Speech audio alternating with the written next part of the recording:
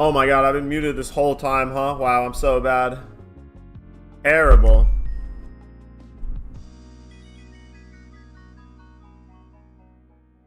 I always forget to unmute, man. It's so bad.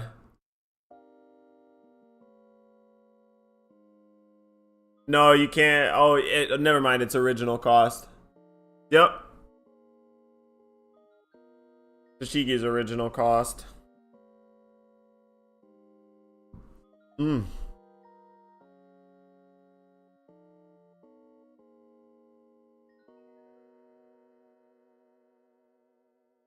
What's up, Calamity? How you doing? How's everybody? Good morning, good afternoon, all that good stuff.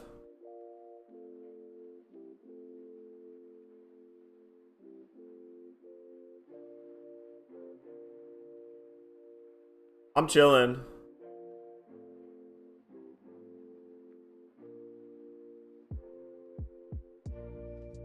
Working, listening to music. Nice. I have work later today, so I'm hanging out.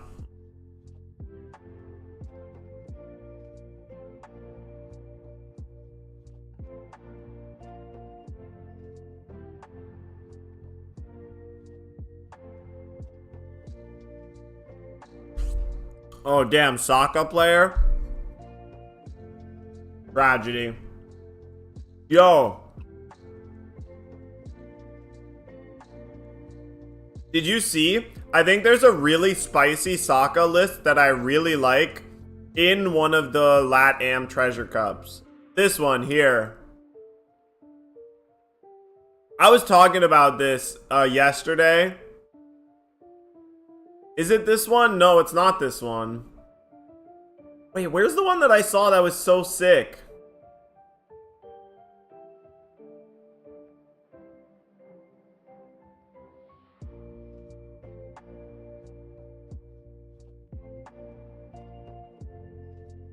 Man, I don't remember where I saw it. But there was a Sokka list I saw that was, it had 3 Vivi and 4 Jozu. Like the extra booster Vivi that says if your leader's multicolor, draw 2. That card combined with Jozu I think is awesome.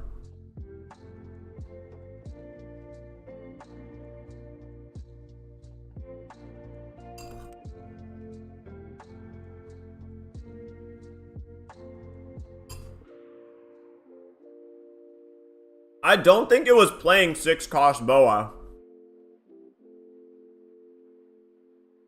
You're playing 3 Vivi? Okay.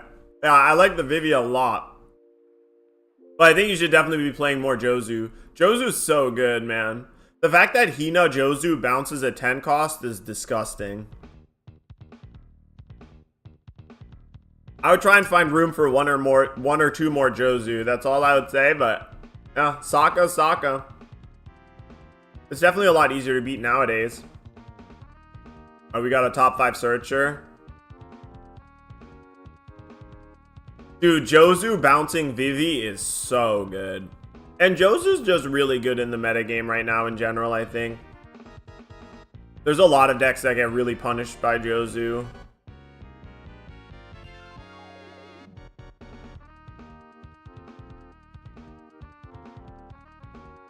Any decks to beat Emu? I mean, people are coming up with some interesting stuff to beat Emu. It seems like there's been a gigantic resurgence of Purple Luffy to beat Emu. Where Purple Luffy is now like playing 4 Magellan and 4 Douglas Bullet to kill Emu. Like, I think that list is pretty sick.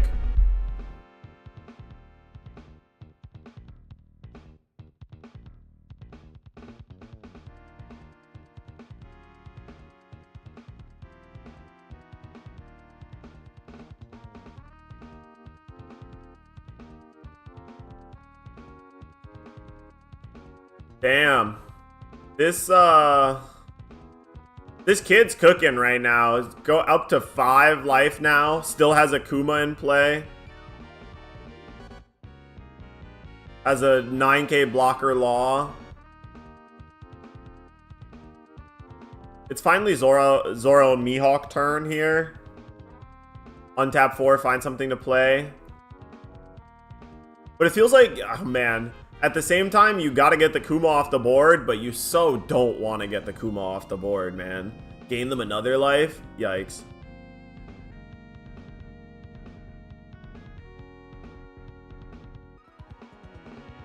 Yeah, man, that's why I love this format, man. Even the best deck in the format, which I do think is Zoro. I do think Zoro is the best deck in the format.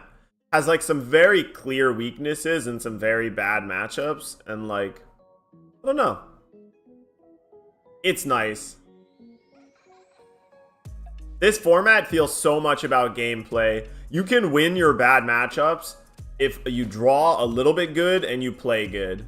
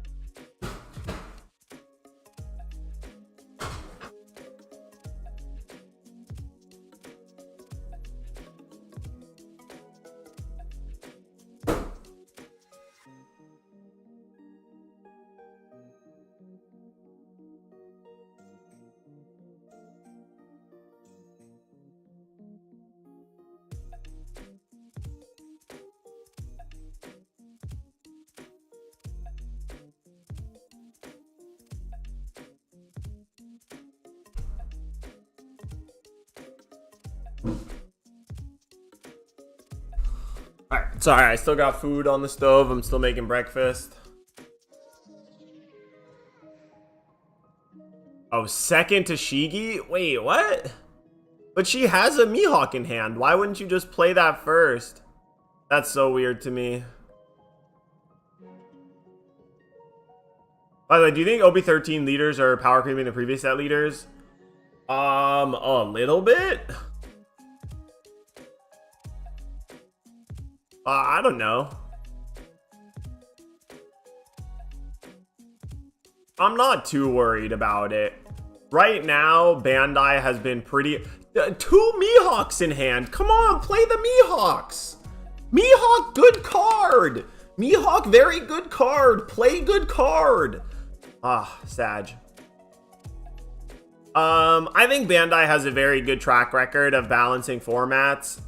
And I think in general, we're still moving in the direction of, like, leaders should be good. All leaders should be good.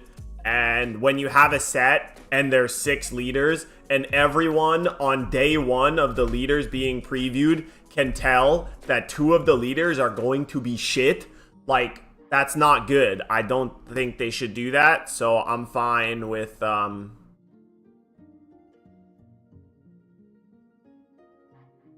I'm still fine with a little bit of power creep. I don't think we have gone too far in terms of power creep. Again, this is still a game where people play vanillas or whatever, right? And 2Ks and stuff like that. So, like, yeah, Koala and Rosinante, yeah, I mean, it's like, Koala is definitely a little better than it seems, but I mean, Rosinante is the clear one. And it used to be way worse back in the day, right? Like, set 3, set 4, set 5. There's a bunch of leaders where you're like, this leader is going to be shit. Like, Carrot, you know? Carrot, Blue-Green, Rosinante, Black-Yellow Mom, like, so many, right? Iceberg, Jimbei. Yeah, I also think if we can stay at OP13 power level, it'll be really interesting. And I still think there's plenty of ways that they could balance things. Now that there's pair bans and full bans and restrictions, like, they've been really good at fine-tuning the balance knobs. And I'm really, like, again, like, my favorite format before this was OP 4.5. When they banned, like, all the red cards and Whitebeards for, like, a month. That month was some of the best time of my card game life. Like, not only did I get a 3rd place, but I also just had a blast playing at locals every weekend. right? Like, it was so good. But I think this format is also so good. Like, the pair bans that they did actually are just like the perfect amount to make the format really interesting and fun for everybody right now. What's ace specs? I don't know what that means.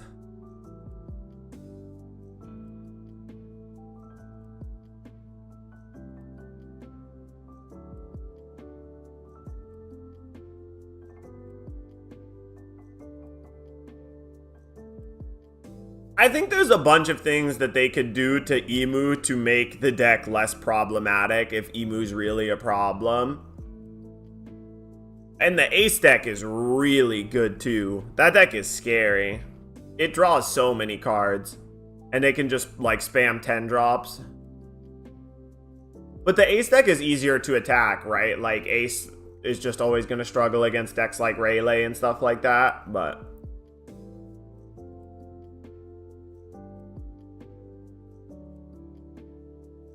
I'm a new player. I bought Buggy, Toby, and my wife plays Black Purple Luffy. I just think we have a low chance at being good at any bigger tournaments whatsoever if we don't spend money on new cards. And decks that are coming up, started playing 2 months ago for the record. Love the OP12, but really worried about OP13. I can certainly understand that, but I think that like Buggy is an unfortunate one just because it has a really rough spot in the metagame right now with Zoro being so like cheap and popular.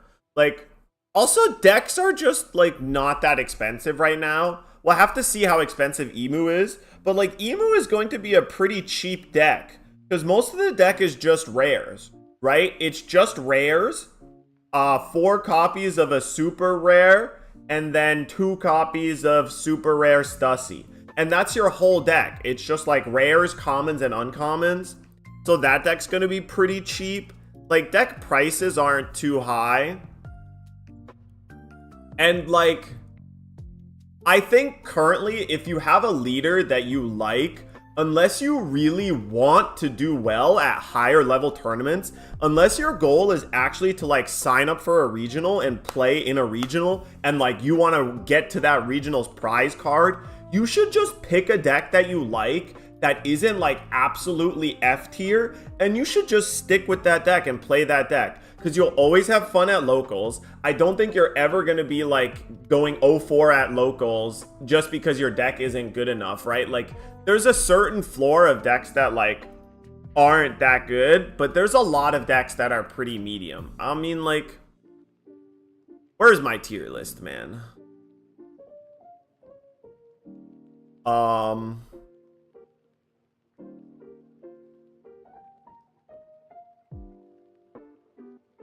Did I delete it already?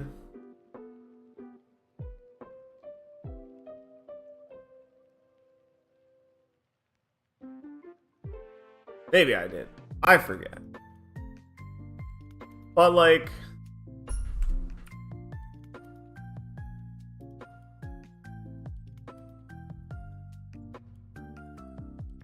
yeah, right? Like, there's some down here. Some of these are better. Like, this one's not really that great, but like, there's definitely some in here that are better than they look.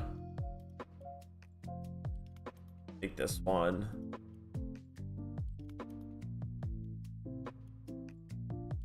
You know, there's some outliers here that are definitely a little better than they look, like this one or whatever, right? But like, in general, especially with things like extra boosters and starter decks, there's a high chance that there will be cards to help your deck win or whatever.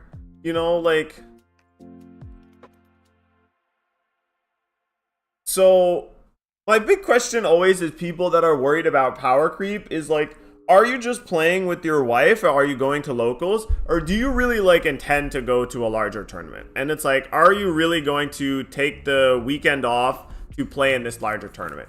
If you are, then we can talk about like tier lists and power creep and stuff like that. But even for the larger part, like, you can still do decently fine with a lot of these decks, right? Like, look at how many decks you could choose from that are all decent.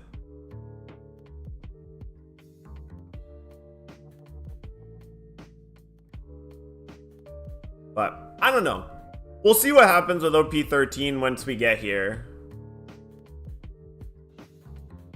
I know that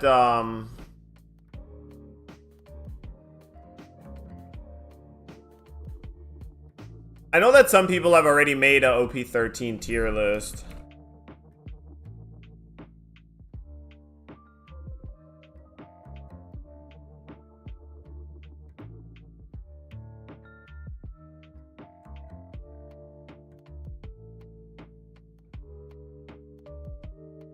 Oh.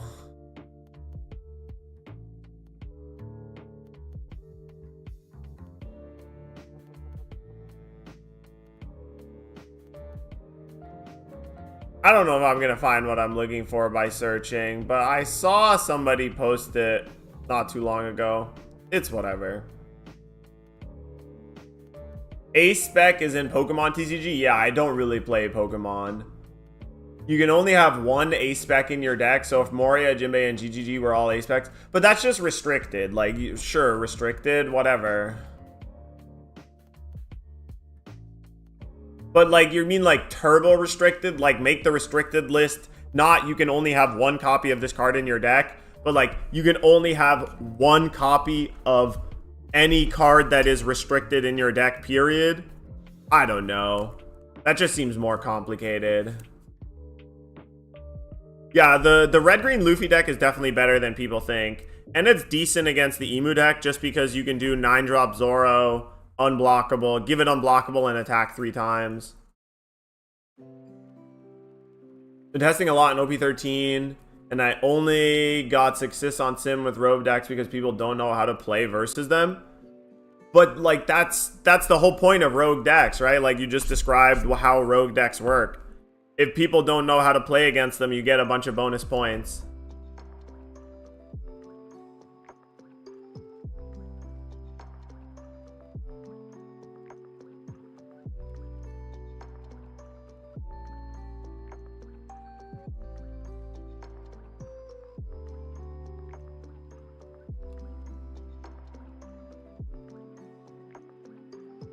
Yeah, I mean, I think even if you're playing Buggy, you could do decent against Emu and against Blue-Red Ace. I don't know how exactly the matchup would play out, but you could win, right? Like, Croc Mihawk giving protection to all your guys, you can aggro them down fast enough maybe against Emu. And you can definitely bottom deck all the 10 drops against Ace, right? Like,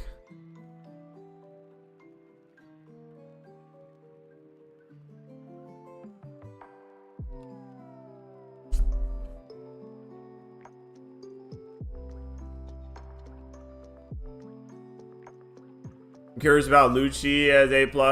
It's still good. It definitely has less good matchups than it used to, but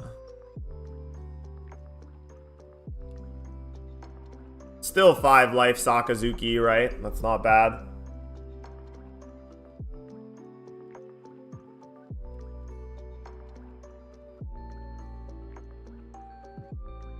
Oh, Lucci can definitely clean up Rayleigh. Lucci can clean up Rayleigh super easy.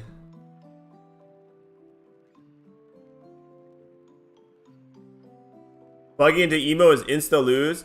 I don't know. I always figured that the promo Buggy stops, like, at least 2 of their things from attacking, but I don't know how it plays out. Maybe we're overhyped for Emu as it was for Teach. Emu is definitely good. Like, the big problem with Emu right now is, honestly, I think if they wanted to make... If Emu ends up being an S tier, there's a really easy way to make it an S tier, to make it not an S tier deck without destroying the whole deck. And that's by just banning the Rad Beam. The Emu Rad Beam is too good. The fact that you can play the 10 Elders for 3, or for 4, and then you have 4 Dawn to just hold up a bunch of Rad Beams and, like, counter events, like, that's the thing that makes Emu really tough. Like, you could ban Empty Throne if you want as well, and I think that also makes Emu a lot fairer. But, like, you could also just start by banning the Rad Beam, see how that goes. And if the if it's still broken, then you can ban Empty Throne. But, like, it's fine.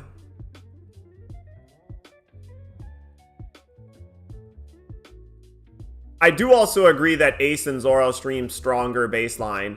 OP13 actually gave Green Zoro a lot of really good tools. Like, they're playing the 10-drop Shanks that untaps Tendon. They're playing the Slash Law, the green film law that lets you bounce a Searcher and play a 5-cost from your hand. So you can just play a 6-7 that turns into a blocker late game that lets you play a Tashigi for free from your hand. Yeah, the Zoro that restands himself and untaps 2 Dawn on play. Like, there's a bunch of really interesting stuff that is going on with Green Zoro now. And baseline Ace is just insanely strong. It has so many cards that say draw 2 on it. And, like, the line in Ace of just, like, drawing cards, countering out, then going, I am Whitebeard into 10-drop, 10-drop again, and then then go to 0 and play Gold Roger. And it's like, okay, I'm at 0, but I have 2 12k blockers and Gold Roger in play. So you can never block, and I have 2 12k blockers, right? And like that Zoro line is just so consistent and strong. Yeah, 9-cost Stussy has been spiking like crazy. Because they play 2 copies of it in Emu, so they don't insta-lose to the 9-drop Zoro. And they play 4 copies of it in Sabo, so that the red-black Sabo deck can beat Ace. Because you need to be able to kill 10-drops. If you can't kill 10-drops and multiple 10-drops, you, like, can't play the game. Dude, the blocker Newgate is so crazy. Holy God, the blocker Newgate's crazy.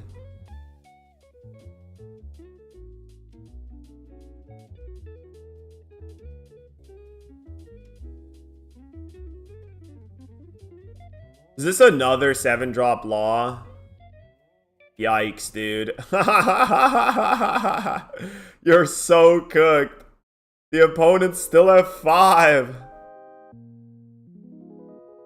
And this is a 7k swing.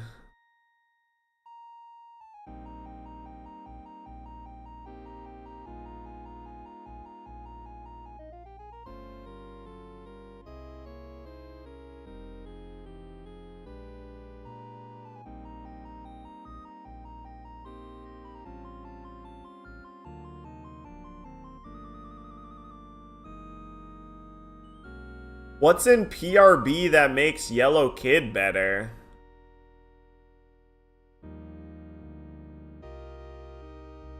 I thought PRB for Yellow, it's just what? Like the Otama, the Ace, and the Boa? I mean, if you really want to, like, make your matchup against Zoro even more winning than it already is, you could play the 5-7 Boa, sure. But, like, is that necessary?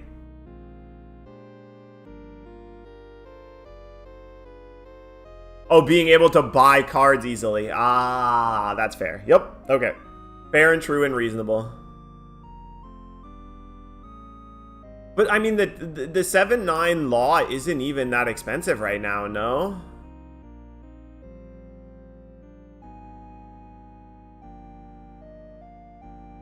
Kuma expensive because broken or just not accessible? Both.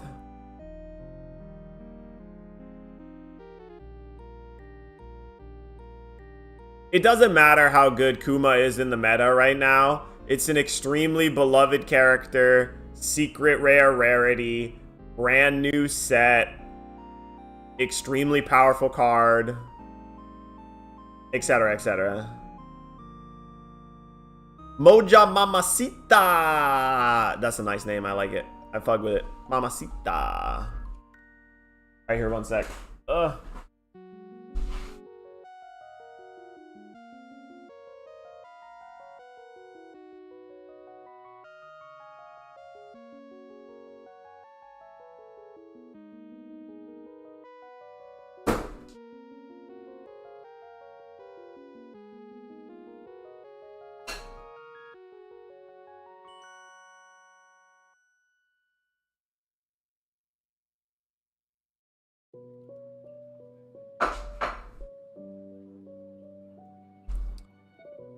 Would you consider Akuma a beloved character? Yeah, I mean, right now, and like his backstory just happened in the anime, so it's fresh in everybody's mind as well.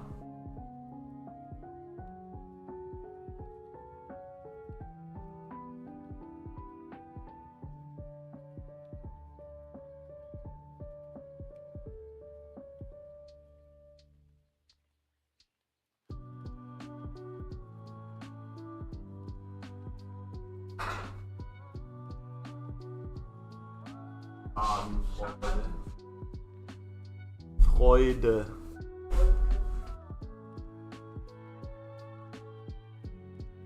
I got his Funko immediately. Kuma is the Itachi of One Piece. Kuma's so much better than Itachi. Itachi is, in all honesty, still a bad guy, man.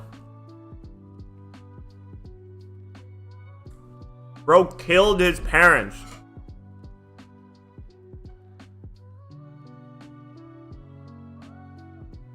I don't care if you want to say, oh, they were gonna kill them all anyway. It's like, oh yeah. I just don't think that logic is.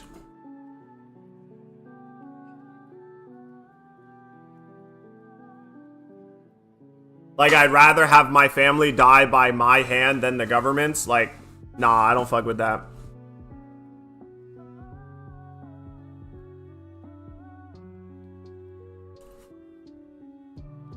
The government also was objectively being bigoted to the Uchiha.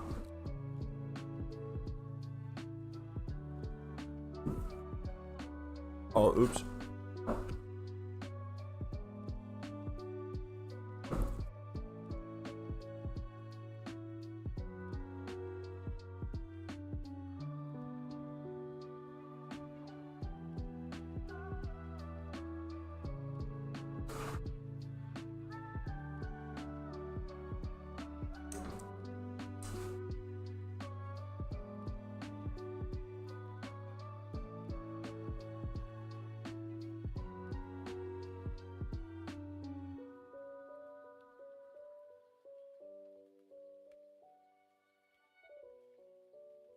But yeah, there was literally no winning for Itachi, whereas Kuma did the best he could and got betrayed.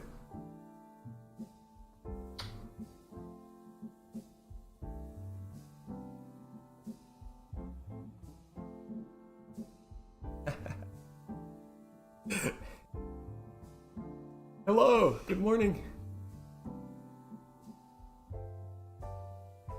You.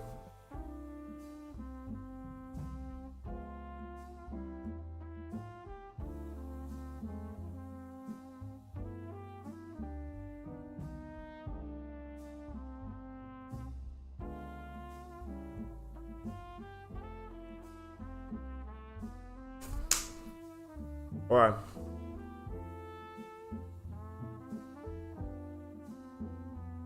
Oh. Did you see her face? She was like, is this bait? Am I getting baited?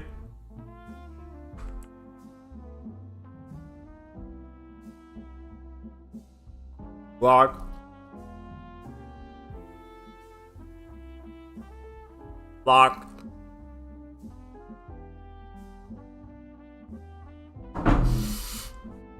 She was like, do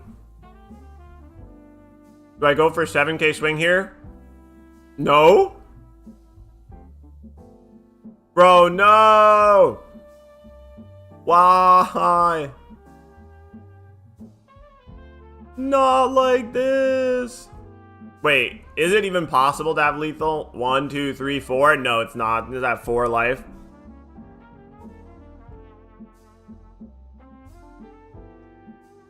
There's literally 0 chance of lethal.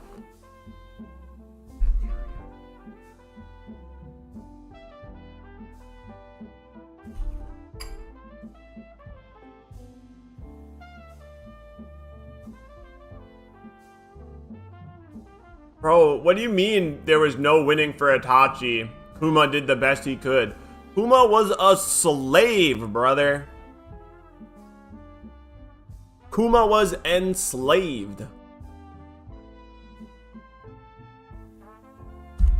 Itachi had a happy childhood. I don't know what y'all on about.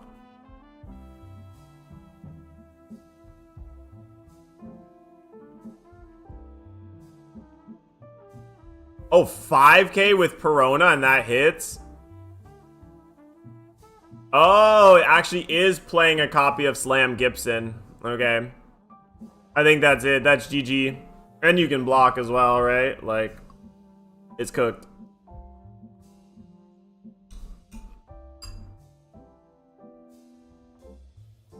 I respect the patience of the kid player, though, not risking it all.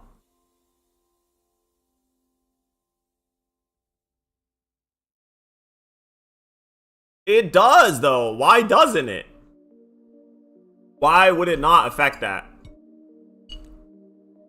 I feel like you having a happy childhood should kind of influence on whether or not you should kill your parents.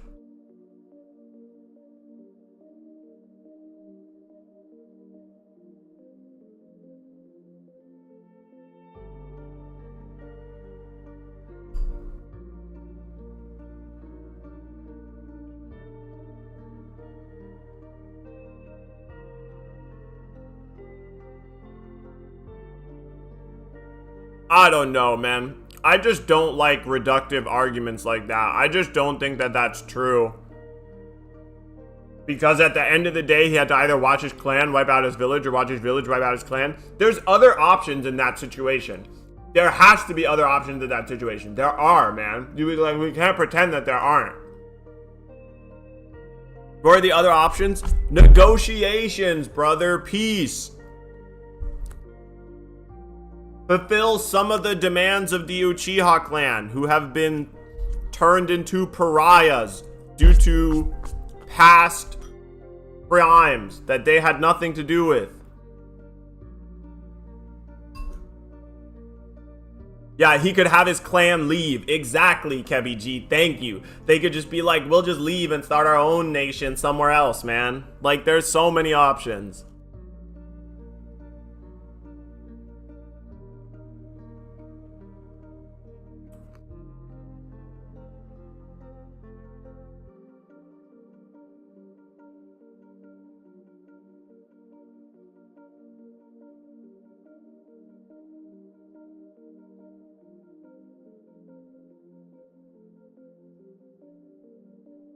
I reject murder in the name of keeping the peace.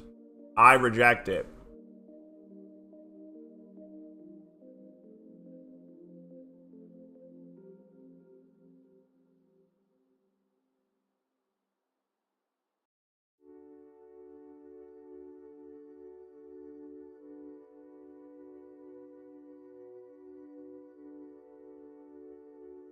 I get it. It's a tough world, but like...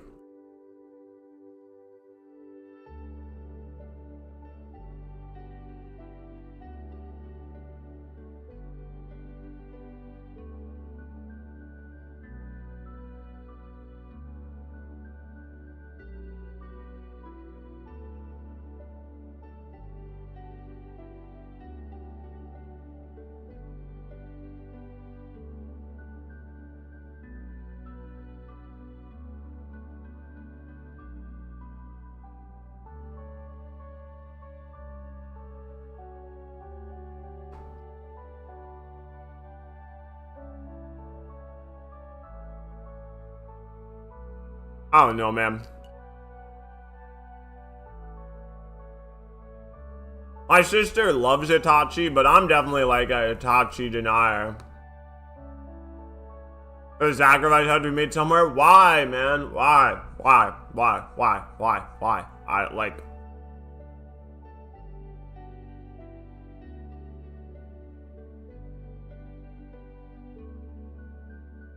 And why is it when they say sacrifice, we mean like human lives? That's crazy.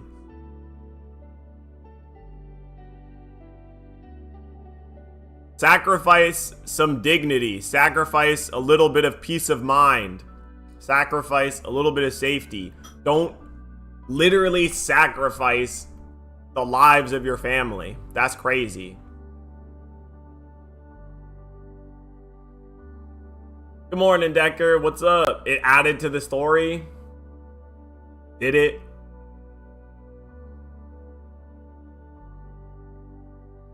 I guess it did. It extended the story by making Sasuke a genocidal maniac.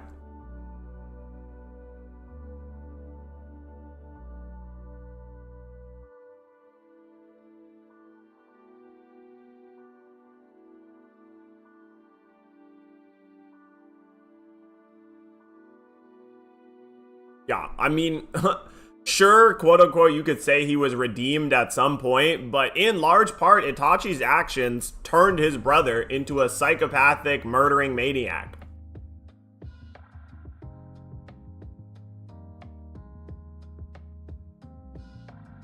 This whole clan could have joined the Itachi. I mean, they kind of were, right? Like, they were the whole point is that the Uchiha clan was the village police, but they were like even more hated than the police in real life, right? They're being like forced to fulfill unfair and often cruel laws against random people, and then being made as like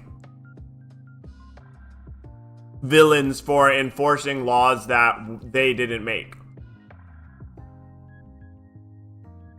No, I see how it does relate to the real world itself, but I don't like the solution that the artist, I don't like the solution that the author proposes, that like if there's dissent and radicals fomenting rebellion due to an injustice, that the solution is we should kill all of them before they overthrow the system and the peace.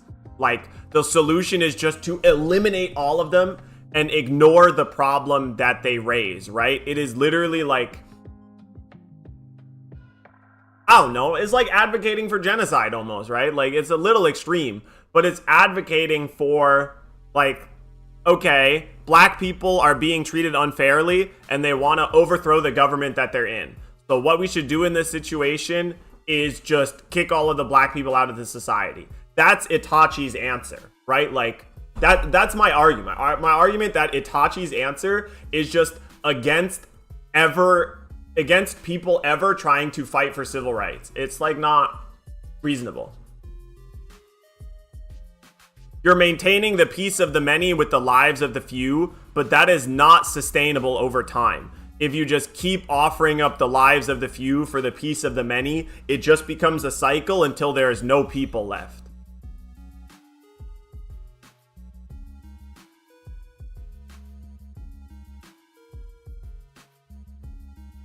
It doesn't matter, like, well, it matters a little bit, but who is to blame is less important than that there is injustice and it should be, like, rectified.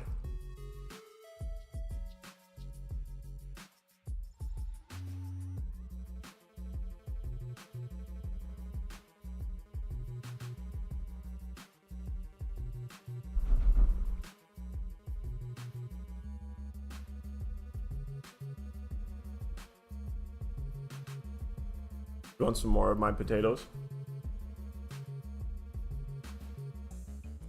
Okay.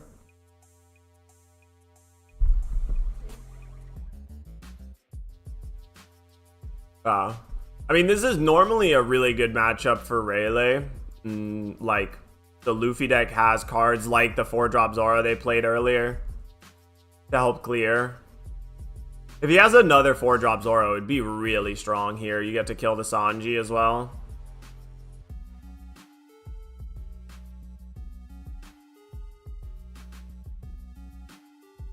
But he has this 4-drop Zoro.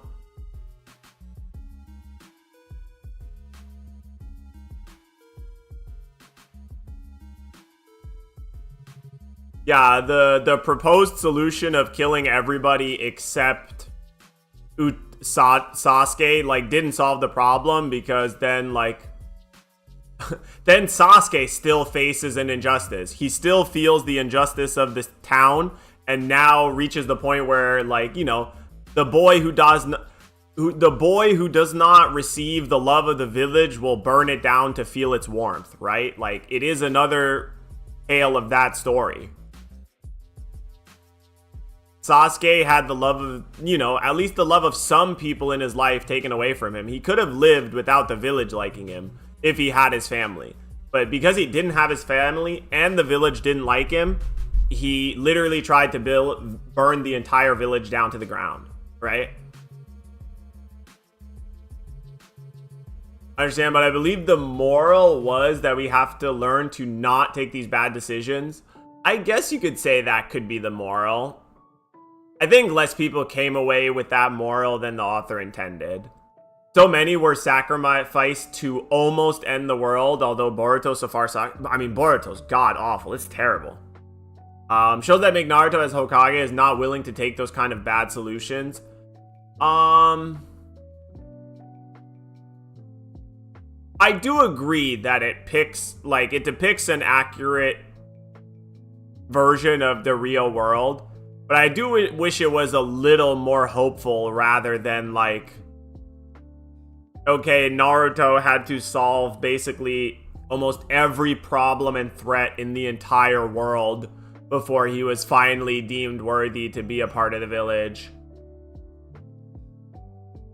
Yeah, a kid needs unconditional love. Yeah, it's how they grow the best, for sure.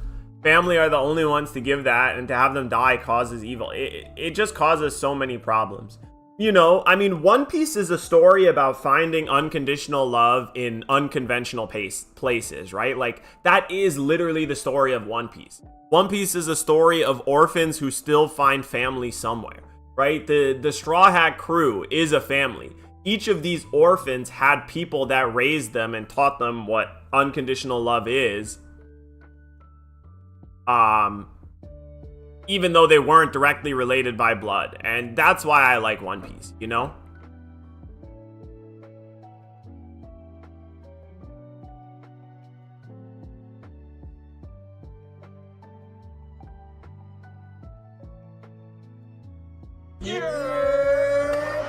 Here. Thanks for the follow, Stavi. Thank you. Oh man, Mole Gun on the Sanji pudding is so bad. Yeah. Thanks for the follow, Moja Mamacita. Moja Mamacita. Moja Mamacita. Feels like it could be a song. Plus Naruto doesn't have a sick ass card game. It used to, way back in the day. Dude, when I was 15, 16, Naruto came out with a card game that was pretty sick, but it didn't last very long at all.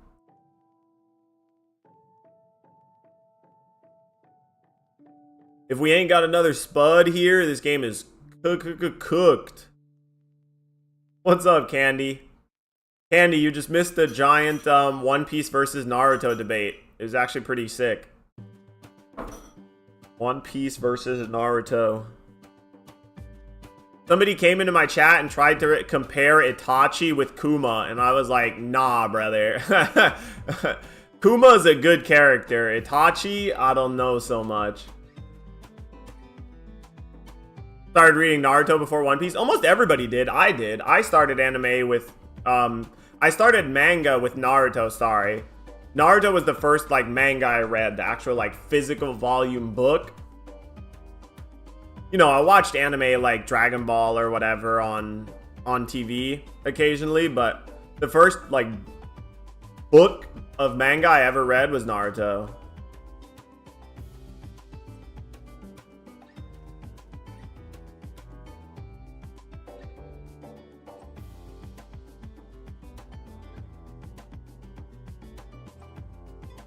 Here.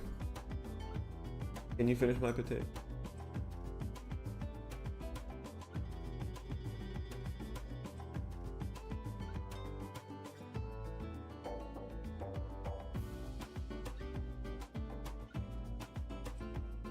Do you disagree? Itachi has a good story? I think Itachi has a decent story, but I think too many people take the wrong lesson from Itachi's story. Itachi is still a villain. End all be all, Itachi is not a hero. Itachi is a villain, very clearly, from start to finish. From the start of the story to the end of the story, Itachi is a villain.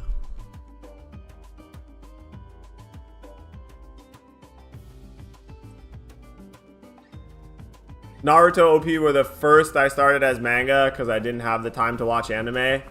was basically when I started my career. No, that's so sick. Actions matters more than intention. Yeah. A little bit, yeah. That kind of is Itachi's lesson, right? Like, sure, his intent may have been good, but his actions were still bad, and they led to bad outcomes. They led to, like, his temporary solution to the problem made it worse, right? Like, he delayed the inevitable. The Itachi rebellion and attempted overthrow of the entire Konoha nation still happened.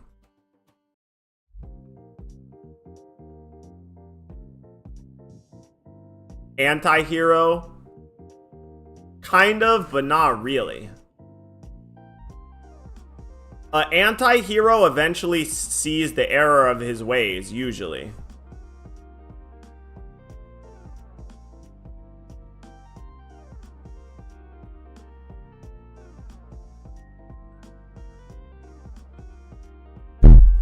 He's a little bit of an anti-hero, that's true.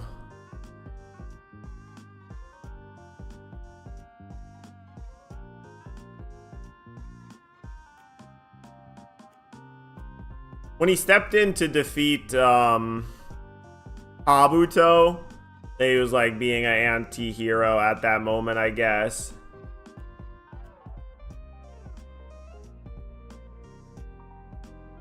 Anti-utilitarianism. Bro, utilitarianism can be scary sometimes because it can lead to fascist utilitarianism, which is we do what is right for the majority of people, regardless of what happens to the others, right? Like, and then at some point, just all you need is a simple majority to hold all the power and wield whatever you want. Oh my god.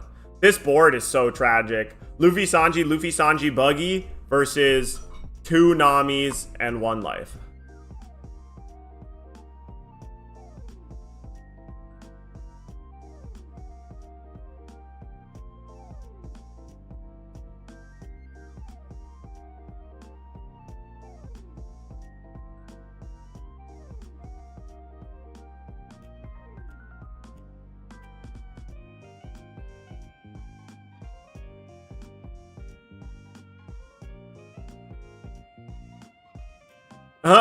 We're using Dead Man's Game to rest 2 characters. And now what? Is this Electric Luna here?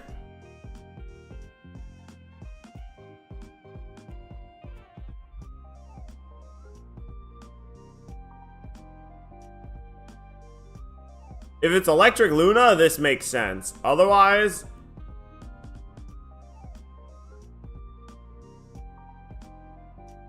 get out of the 5K. Get a Dawn. Yup, Luna, your whole board. Okay.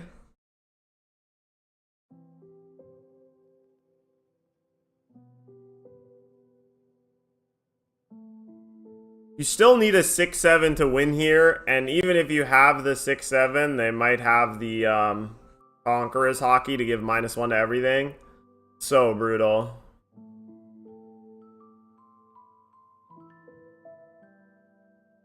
This is 8, it looks like.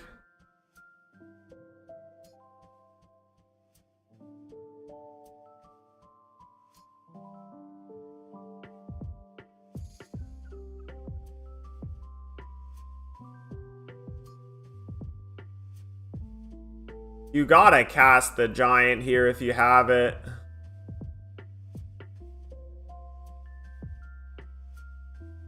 Because if you don't, you're definitely dead.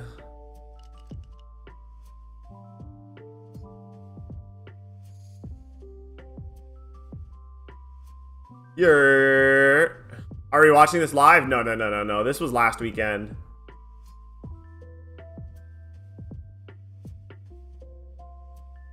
But it wasn't covered very much, and it was a small event, you know, Latam. So I figured might as well peek at it. Most people haven't seen it. Happy belated birthday. Thank you. Thank you. What you want to discuss this week?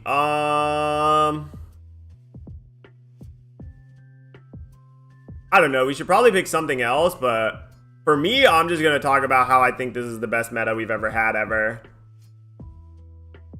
And then I don't know what you want to do as another topic, whether we should talk about like a specific deck, but I think this meta is amazing.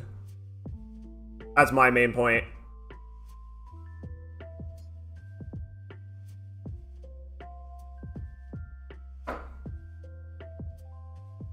I think there's literally like 20 decks. If you pick them up and go to locals, you'll have fun. And there's a chance that you could go 3-1 or 4-0. It's so good. Yeah, you have to cast the Gum Gum Giant here. There's zero other way you win. I know green players are happy, but dude, everybody's happy, man. If you want to play green, you can play green. If you want to play green, you have Bonnie or Zoro. If you want to play blue, you can play Kuzan. If you want to play purple, you can play purple Luffy or green purple or blue purple. If you want to play yellow, you can play Kid or Enel or Vegapunk. If you want to play red, you can play Rayleigh or Shanks. If you want to play black, you can play Teach or Lucci. Like, you can play any color you want.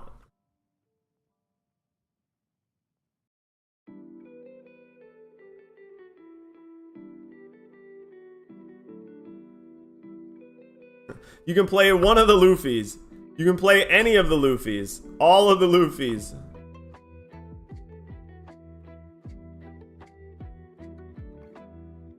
I think purple black Luffy is decent as well, but I think the deck kind of needs premium booster. Once you have premium booster, it helps the deck a lot.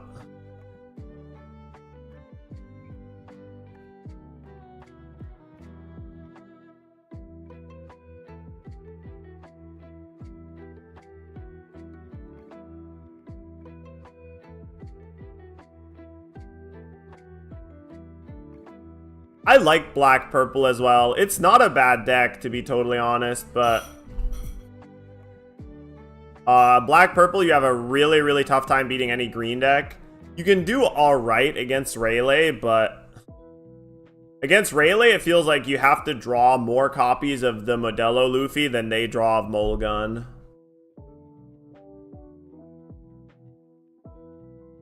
Yeah, exactly. I mean, black purple against control decks is so good.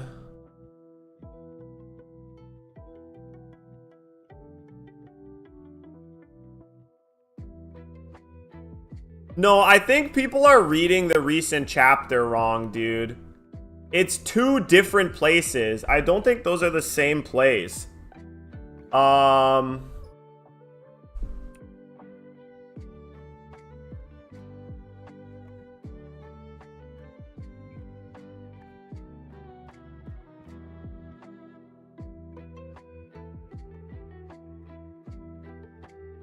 don't know. Was it this one?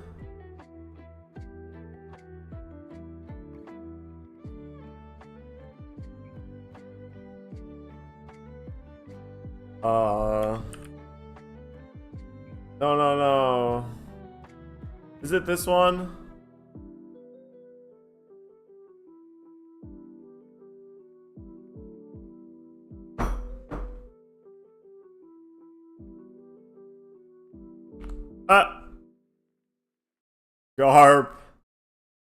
Garp L for real.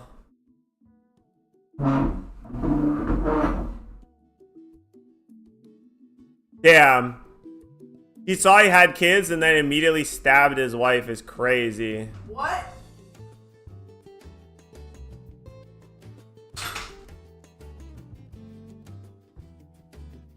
No.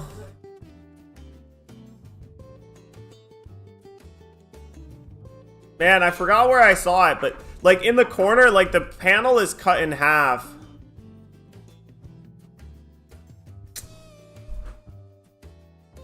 Here, I don't want to get DMCA'd or whatever, but let me see if I can pull it up.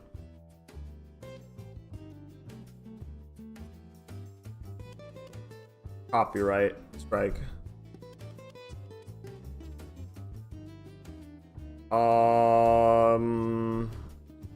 Where is it? Here. I've been meaning to point this out because I think people are reading it wrong.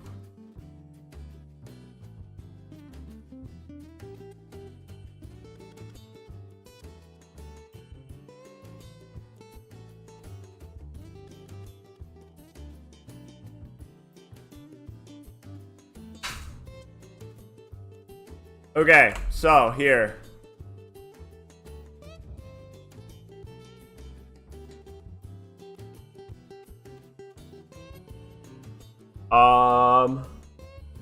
Here, right, there's Dragon, right? And here, this is Shanks and Shamrock's mom, but there's a panel cut here, and this is them this is Teach's mom talking to Teach. This is Shanks and Shamrock's mom, and this is Teach's mom talking to Teach. But these are two different places. You see? You see how this has the bar of a cage, and it doesn't look like there's any cage in this room. So it's just her and the two babies. But these guys are in a cage somewhere else, near the... They're in a cage near here or whatever, right? I don't think... I think those are two different things. If that makes sense.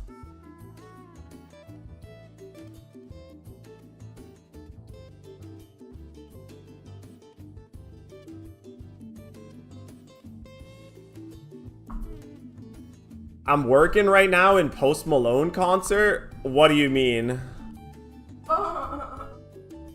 Like, your job is to help out with the Post Malone concert, or what's up?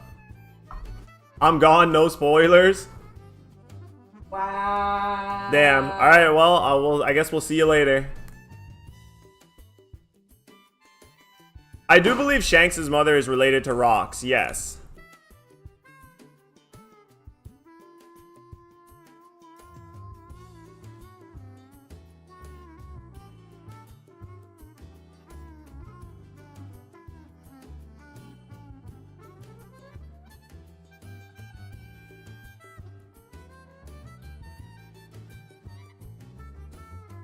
But I do think that the person Dragon found is Shanks and Shamrock's mom. And Teach's mom and Teach are somewhere else.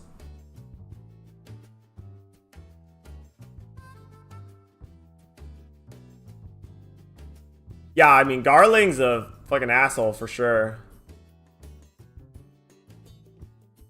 Yeah, Red Purple Luffy is pretty decent as well.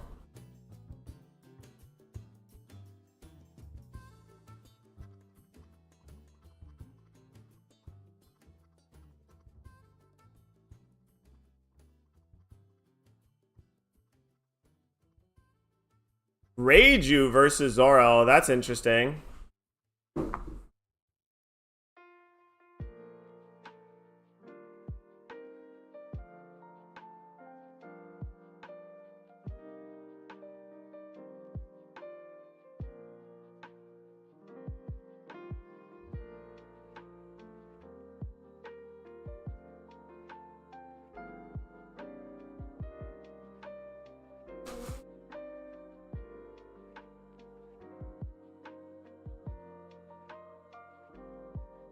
Reiju with instant snap keep is always scary.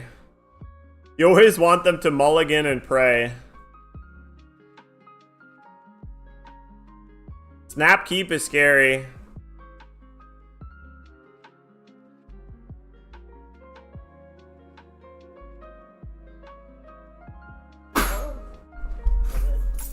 You good? Love you too. Look. 3 o'clock. Okay.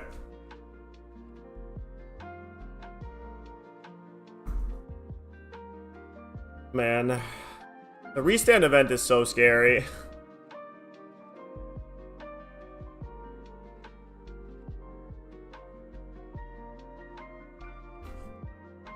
Here we got Searcher.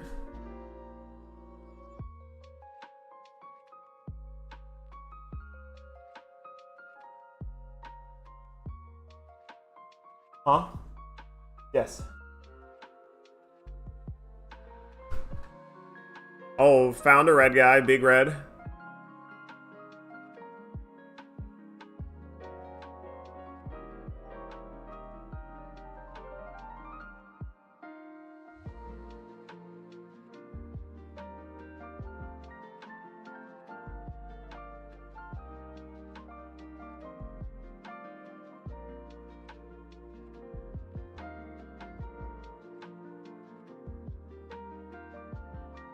Wow, countered out double 2K of the first 8K swing.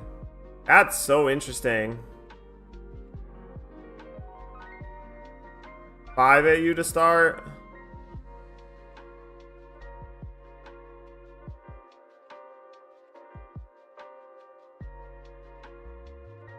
Oreju.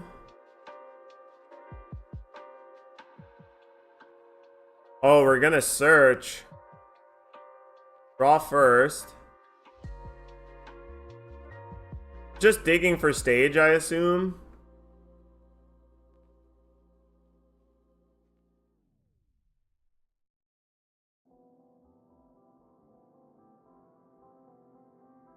Oh, the rest go in the trash. I always forget that. Damn, that's pretty good.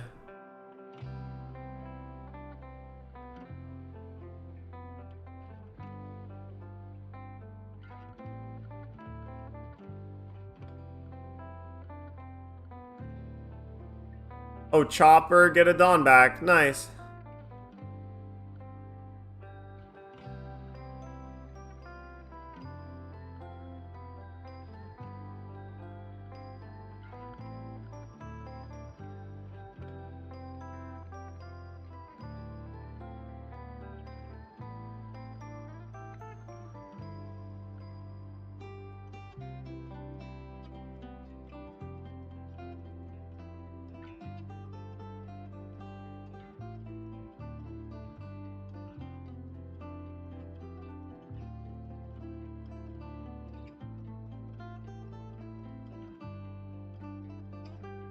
Still no stage is definitely awkward.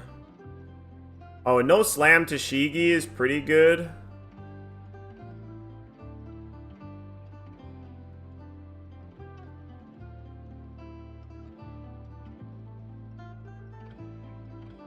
Oh, man. Oh, wow.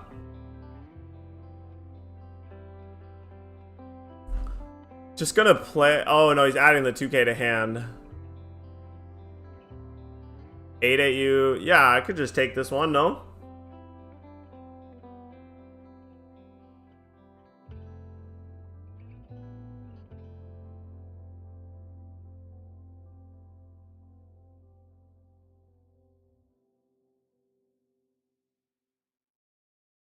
Damn, this Reiju is so particular, so careful with each touch.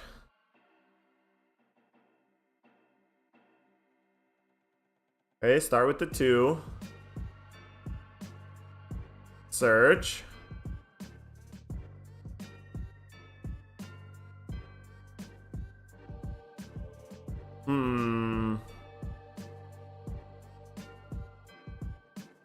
Wait, that works? Can you do that? He's certain you can, so he's gonna do it. We're still digging for stage. Come on, this is top 20. We've searched for it now. If he still hasn't found stage here, I don't know what you're supposed to do.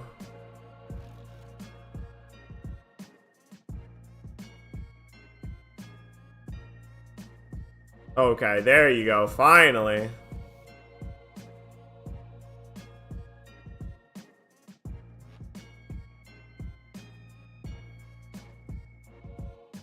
Okay, 5 at you. Counter. 5 at you. Counter. Red guy?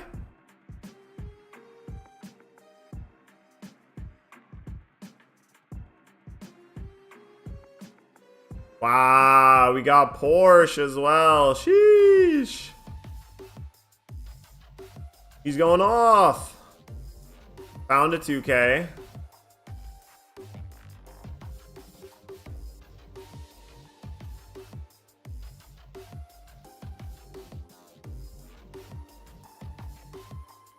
Wow, that is so good.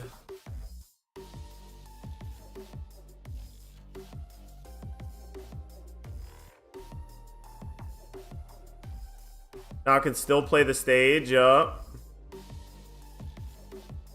Pitched Big Red. Yeesh. Going off like crazy.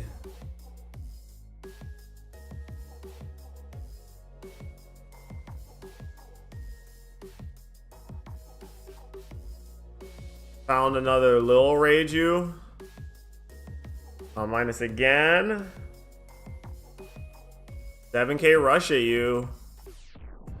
You got a blocker, 2 5Ks. It looks like Luna might be a little punishing here. Electric Luna. That card ends up always playing out better than I expected to, huh? I always think that, like, oh, maybe Electric Luna isn't worth, but it seems to play out really well in a lot of situations, right? Like, Luna next turn is going to be really good for the Zoro. If you can use the Luna to push for lethal.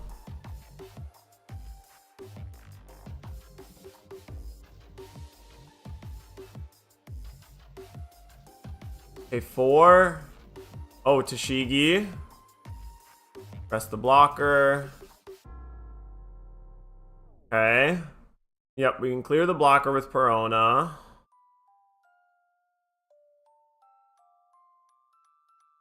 It looks like he might be able to go 8K 3 times with the restand event.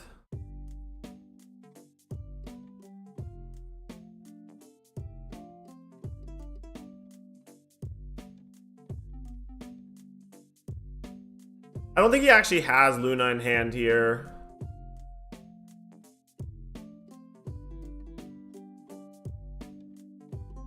I know he has the restand event. I thought he had one other event, but I can't tell for sure.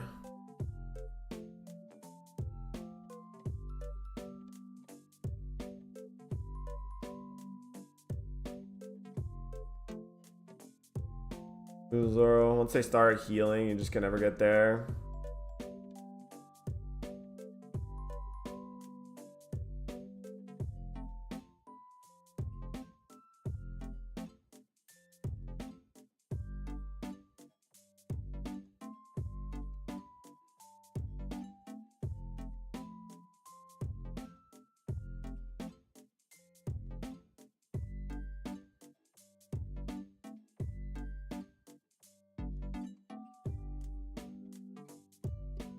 Man, I do gotta get one of those, one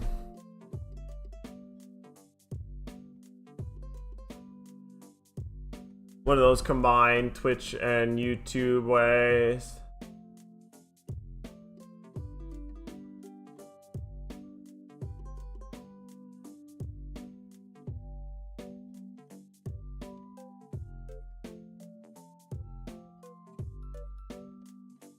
VV Theory said the other day on stream that Teach and Reiju are good beginner decks. What do you think about that?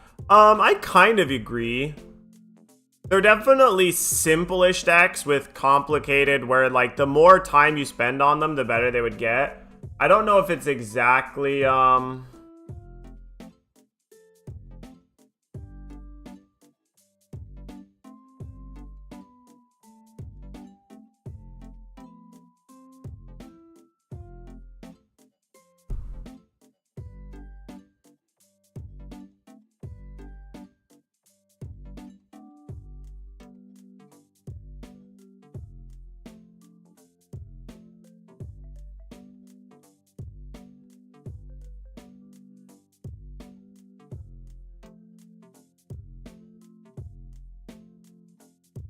yeah, because I gotta watch my YouTube chat a little more.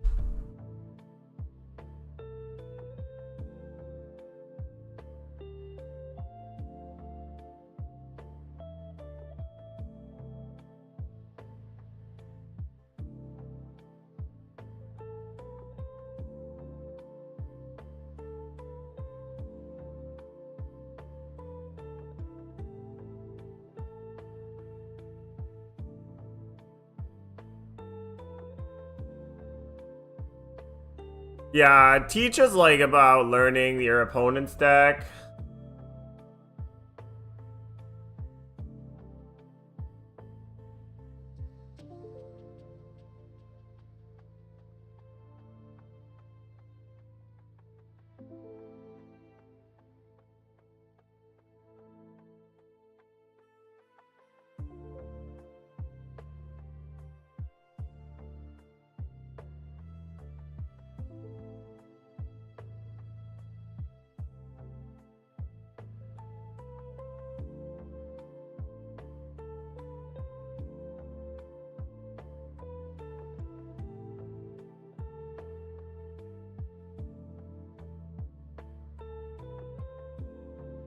Hey, what's up, He Hoog? How's it going?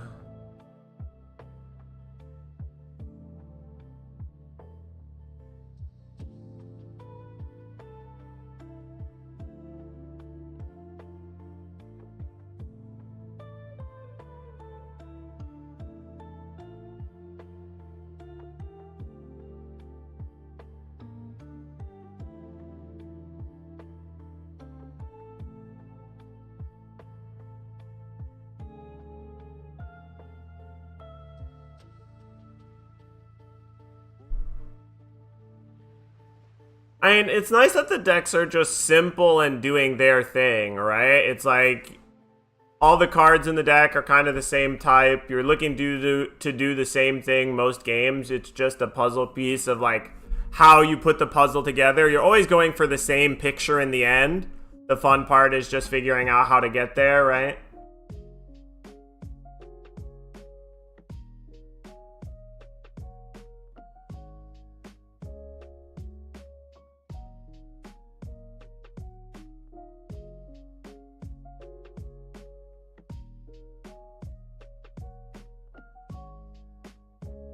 Favorite region to watch? Latin America? Oh, nice. Are you from there, or you just know people there?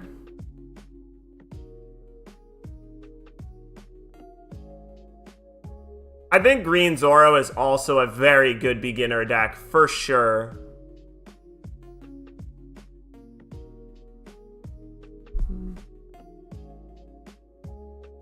Yeah, God. I'm sorry for anybody who's watching on YouTube. I still haven't found a good way to combine the YouTube and the Twitch chats.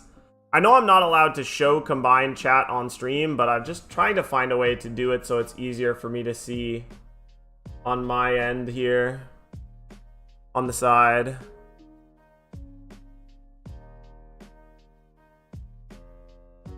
But I'll be trying to pay more attention to YouTube chat as well.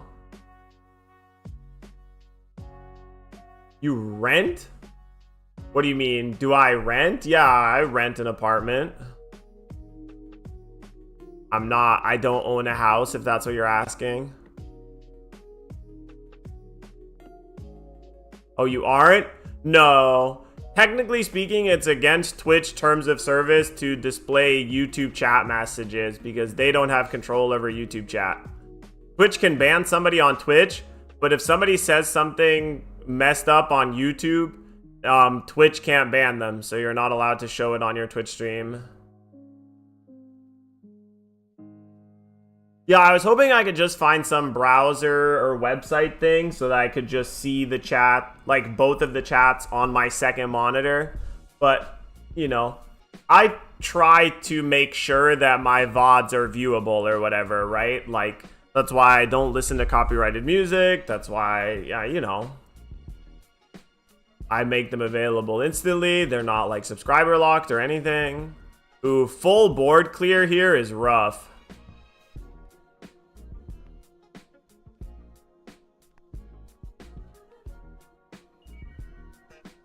Oh, damn. Restand again. Oh, damn. Look at the face. He's like, oh, he's disgusted.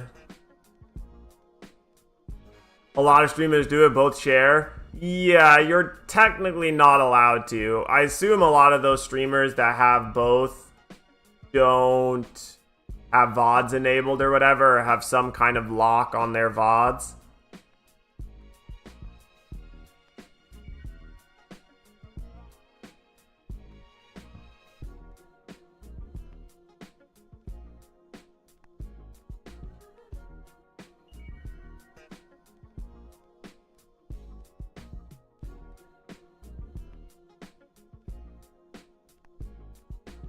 Yeah, I think he did just play that Kuina. He did Kuina and then restand event. Opponent has 2 cards in hand.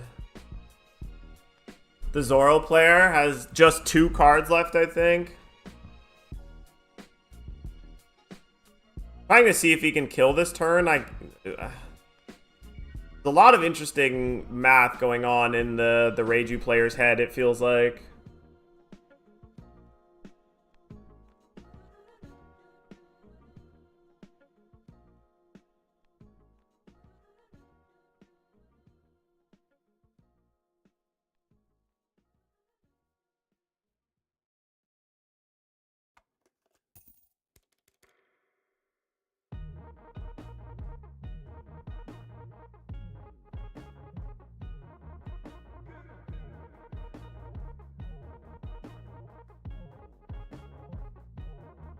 Zoro is boring to watch. I mean, there's definitely some people who don't like Zoro. It's very simple, but playing against it is the interesting part, right?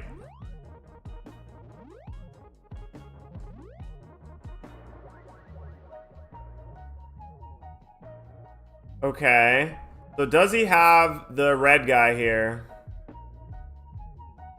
He does. He counted out of 5. So now there's 7. Can we do 7 twice here?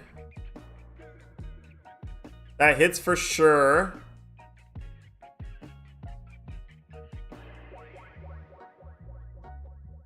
Okay. We discard a card, get the red guy back, play it again. Is there a second red guy in the graveyard here? There is. Huge. Wow, and another Porsche? Because we found the Porsche off the Porsche. Nice. Now we can play the 4-drop for 3 instead of 4. And that means it's a 9k swing for lethal here instead of for 8. Nice. Oh, that was very nice. So we found 100% guaranteed lethal off of the search. That's really cool. That's really nice. So it was 100% there. The Porsche, finding the second copy of Porsche made it so there was 0 chance of them winning. There was a tiny chance they could have 2k and live. Sit down, Goro. But this is why, like, the fact that Zoro is the best deck in the meta, it feels good because it feels beatable. It feels very beatable. It's a linear aggressive deck, right? Like, which is so good. You can't dirtle around too much. You need to actually be trying to end the game, right?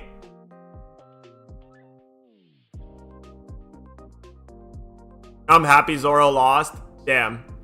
There's a lot of Goro haters out there, huh? Dude, I love this song. Okay, sorry. Music's gonna be loud for a bit.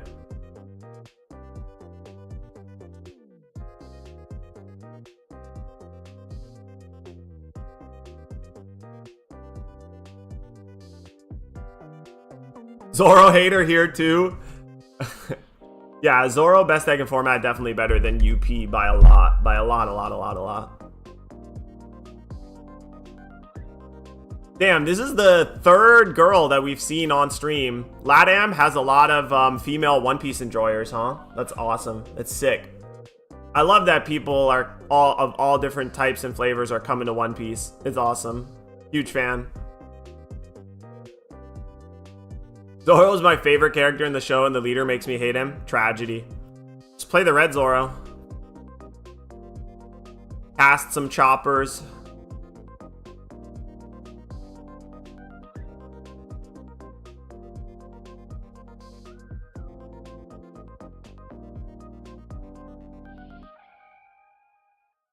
Red Zoro and Zoro Sanji are based. That's a fair take. I feel like most people will agree with you.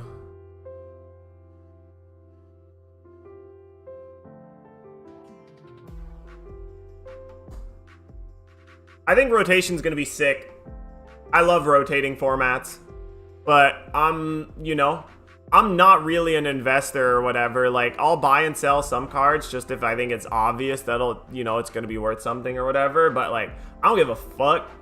Dude, ban all the cards, rotate all the cards, make them all worthless. I do not care. Fuck investors, dude.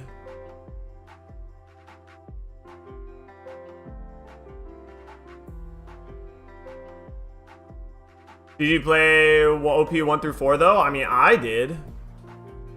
I didn't really get to play OP01, but I watched OP01 tournaments, and I played 2, 3, 4. I've been playing since 2, for sure. Block 1 is gonna gut Lucci decks. Not as much as you think. The biggest loss is Hina. But there's other things you can play. I don't think Helmeppo rotates, so... Does it?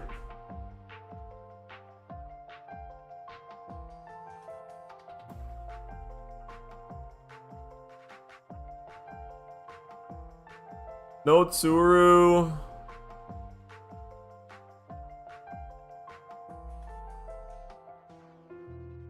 Helmeppo does rotate, huh? So does the Uta?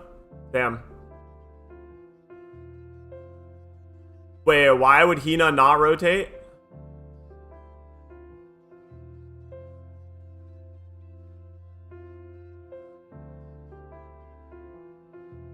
What? No, it's not round 9. It's just, it's in Italian, so this is 9 rounds. It's not round 9. It's 9 rounds. This is round 4 or 5. Was Hina in PRB2? No. I don't think so. Oh, is it? Was it in the... Oh, I forget. I could be very wrong.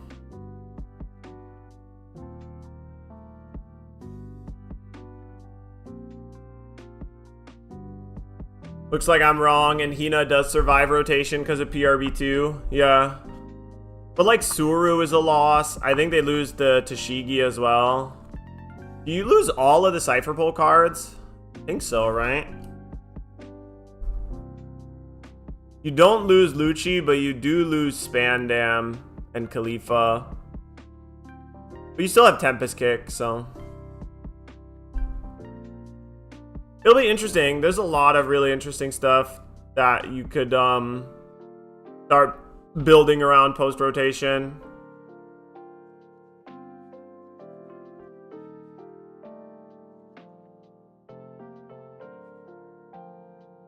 Use leader here, right? Rest the Cavendish. You could draw a carrot. You don't know.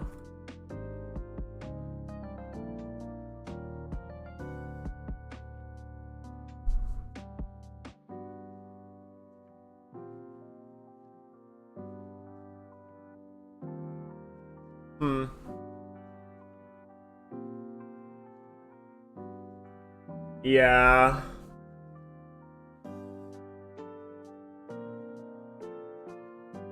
I was definitely wrong about the Hina, sorry.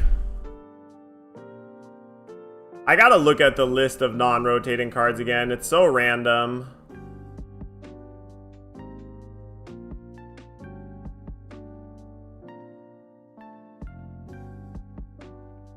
I don't know. One of these days soon I'll go through all of the stuff that's rotating again, really, but I don't think it's worth it to do right now.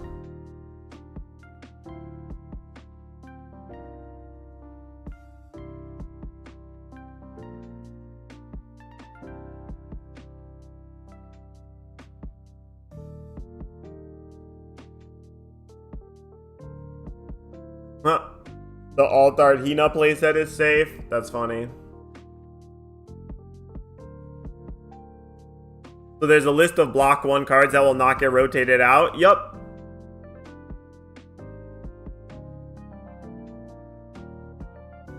A small list. It's like 8 cards in Premium Booster 2 and all of the manga rares.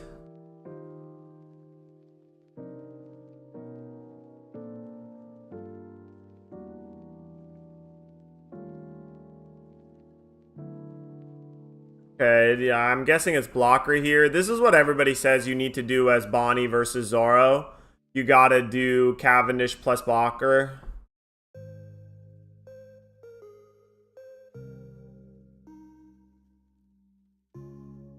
So yeah, every manga rare. So that's what this is. This is every manga rare.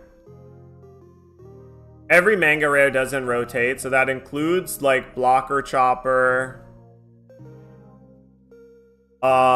Jet Gatling Luffy, Searcher Nami, the 7-drop Ace, blocker Sabo. Oh yeah, blocker Kid stays, which is gonna be nice. And 9-10 Luffy stays too, huh? 9-10 and the 10-drop. I guess it's mostly just this stuff that isn't rotating. 05 stays anyway. Yup.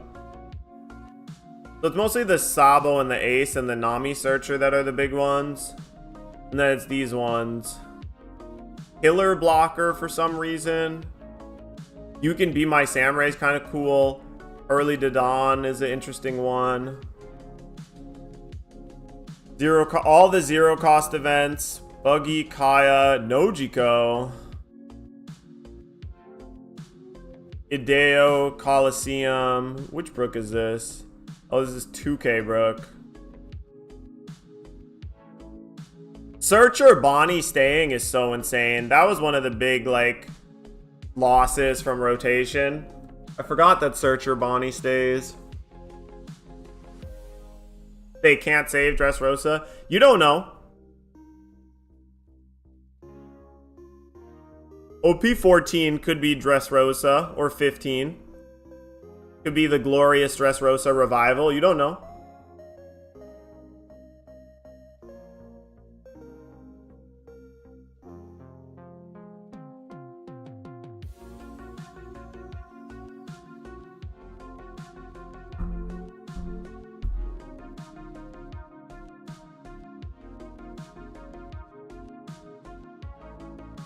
Yeah, you can lead her to rest the Cavendish now. Huge. I hope Blue Black Usopp lives. Usopp's not in a terrible spot right now, honestly. I assume you could get enough blockers to do well. Plus Kairos is just good against Zoro, right? 7-drop Kairos. I'm sure you could find an Usopp list that wouldn't be terrible right now.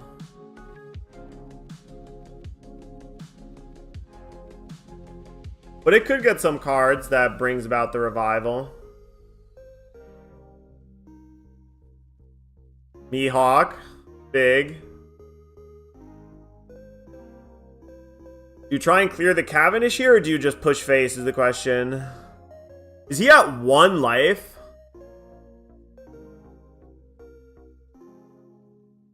One life is crazy.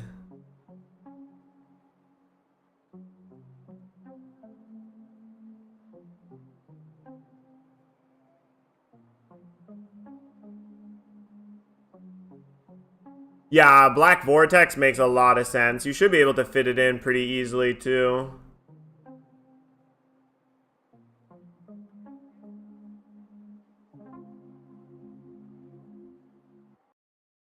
Double blocker. Nice.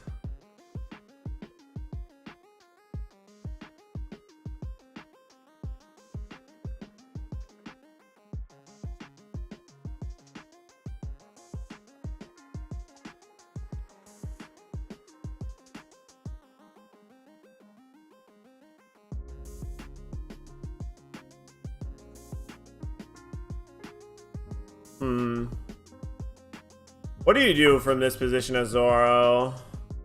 I wonder if she's got a Mihawk of her own. Looks like we got Mihawk incoming. Yup. It's always so rough. Cavendish against Bonnie feels so useless. Because it's like either you give up on your leader swing and leader ability, or you give up on Cavendish, right? Because they can always shut down one or the other.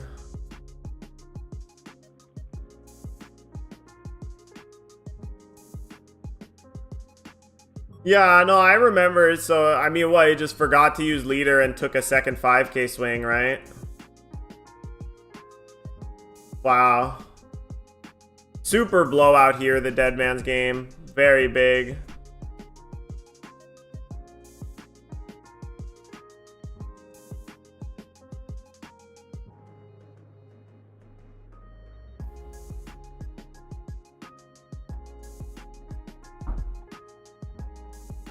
How do you do it here? Do you block this?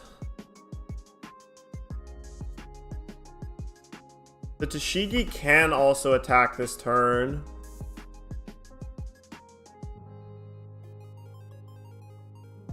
Feel like you let the Koshiro die here.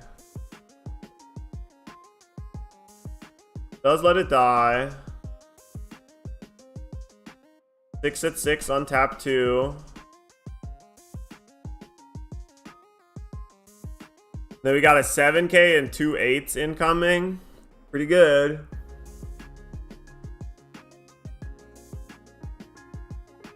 You got a counter out of this one, yup.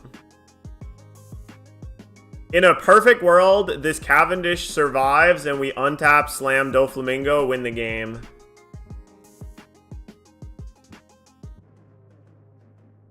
Because I feel like you block here. You block with Uroj, then they attack with the Tashigi. You can block with the Mihawk, and then they have to choose between either putting you to 0 or getting 1k more out of attacking the Mihawk.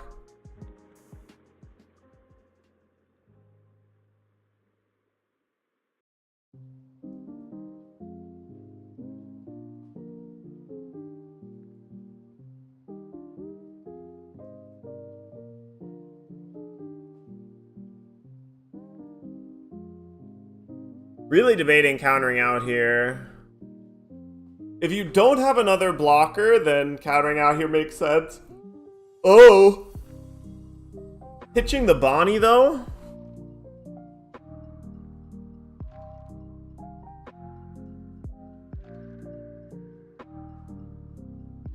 Seven. This should be an easy block on the 8k. Free block. And then, where is this going? Man, if it's face, I'd be so tempted to take it, slam, 10 drop, win the game.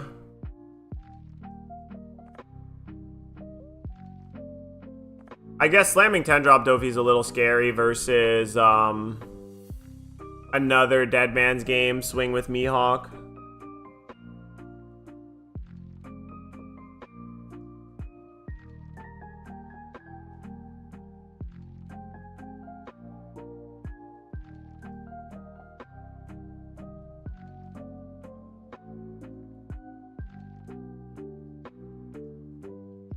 This is definitely an awkward spot. You need like a Doflamingo or a kid here.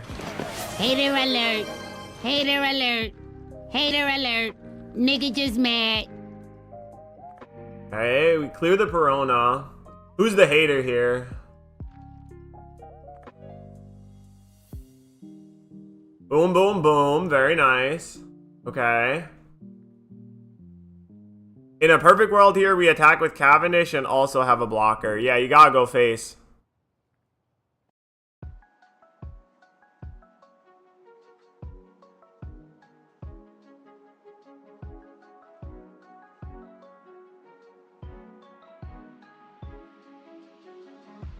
I mean, the Zoro has one turn to kill here.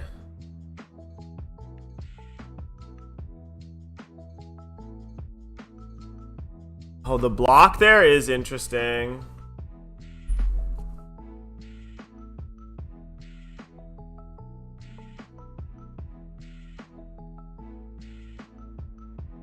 If he has another blocker here, I do think he's safe from dying.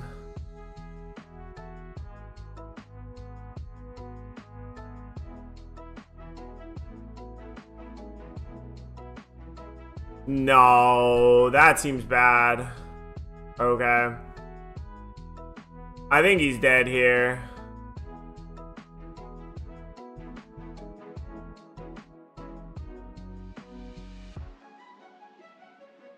Attack with the Mihawk and then untap the leader Zoro for lethal.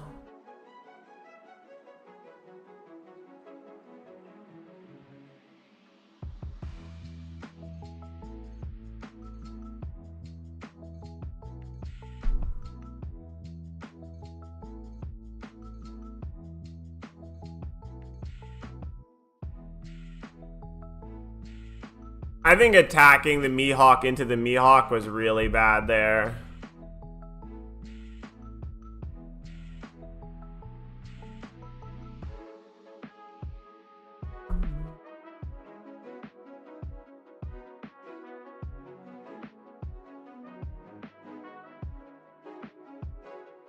If you're gonna do anything, attack it, like, attack face.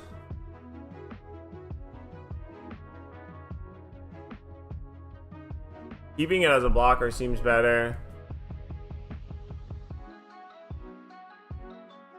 This is 11, it looks like. Wait, why would you do this first, though? That's so weird. Now he can just leader effect the blocker?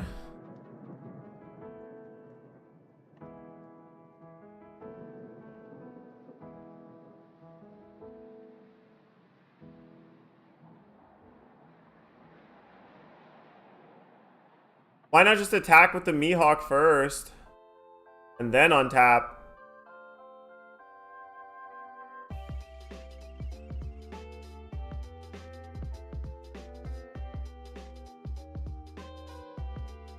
I mean, if he can't counter out of this, he's dead. Wow, he's just dead.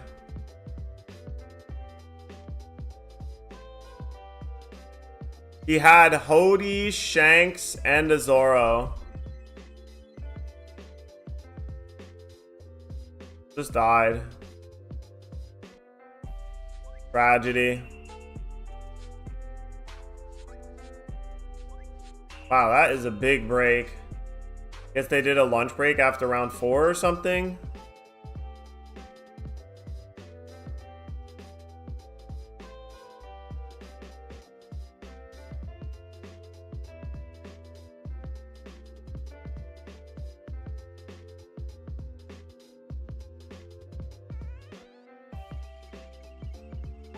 Love to see the OP Queen snagging the dubs, for sure.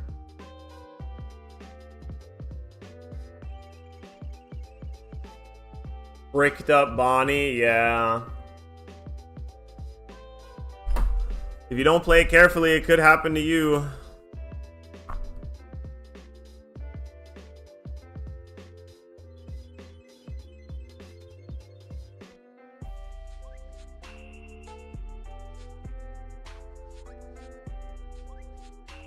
Red Enel versus Green Enel should be exciting. That is funny. I love that that's what people are doing now. It's just like, it's either just Red Enel or it's Red Bonnie and Yellow Bonnie, or... Yeah, right? There's...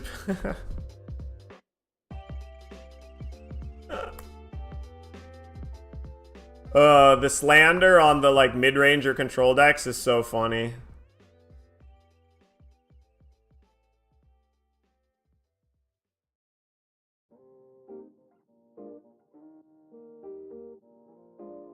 People just don't like losing their brain. They don't like using their brains, and every time they lose to a Bonnie, they know it's because the Bonnie was the better player, and that makes them feel mad.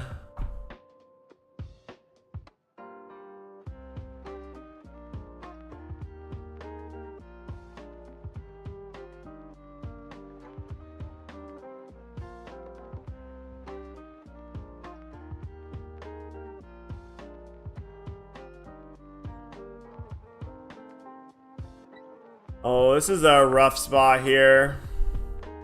Shanks curving out 1-3. Hater alert. Hater alert. Hater alert. Nigga just mad.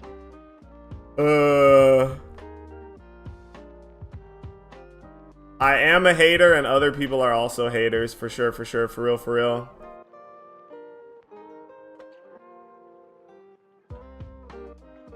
Deck cringe. All the good ones are normal. Oh, okay. Playing the 5-drop ace and then pass is definitely an interesting line. 5-drop ace is not one we usually see anymore. It's like either Marco or the Yasup usually, right?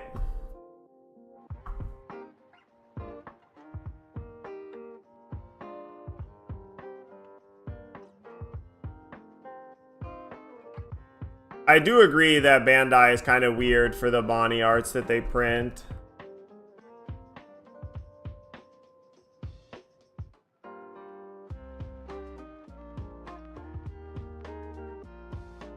Smoker?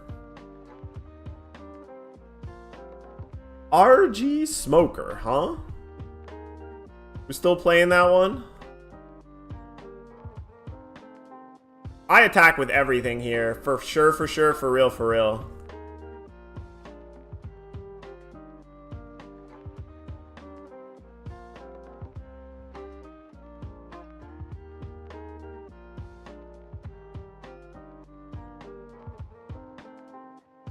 Oh, I guess no need to attack with the Uroge this turn, but next turn that guy is attacking for sure.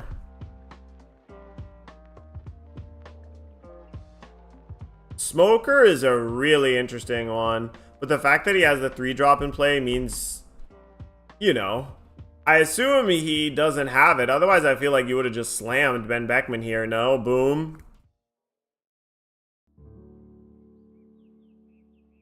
If you have the Beckman, you should just slam jam it. Are you joking?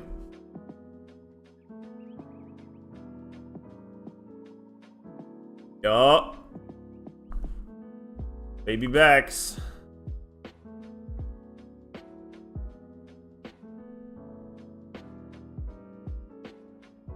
You've been replacing Shanks with Smoker. I have been seeing that. I'm not sure how I feel about it either. I don't really like it. I don't know what matchups it's supposed to be helping. I don't think it helps against like the Shanks or Blackbeard matchup. Smoker might be alright against Blackbeard, I guess, but doesn't seem like it's actually good against Shanks.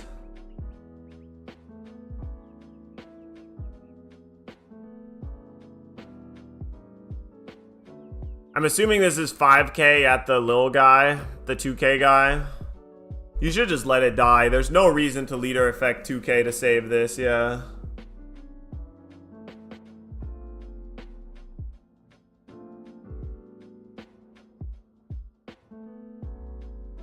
Cavendish. Do we also have Koshiro here?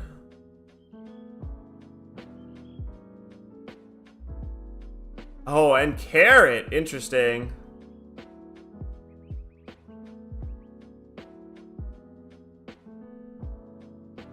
Okay.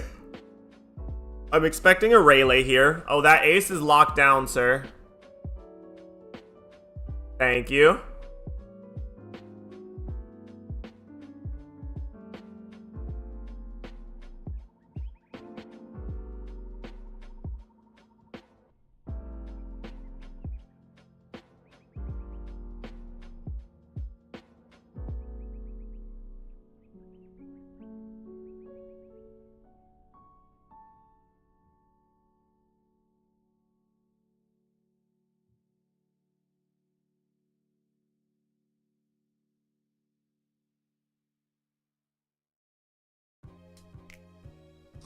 I like the 9-drop Shanks a lot. I think you only need 2. Okay. Wow, Beckman pass. He's really playing it slow here, huh? Not letting the Bonnie get off his leader effect.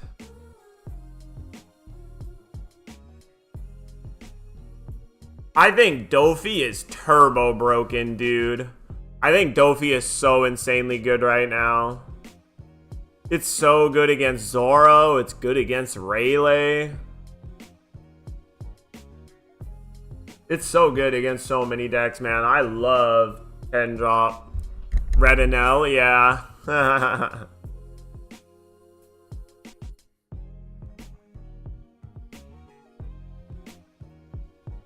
Ooh, and Mihawk.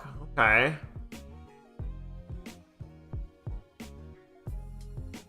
No, attach a Don to your Uroj. You gotta attach one Don to the Uroj. Otherwise, he gets Red Hawked. Just one. Just one. Just one Don there. No, no, no, no, no, no, no, no, no, no, no, no, no, no, no. Oh. Dude, your Uroj is gonna get Red Hawked and you're gonna feel so bad.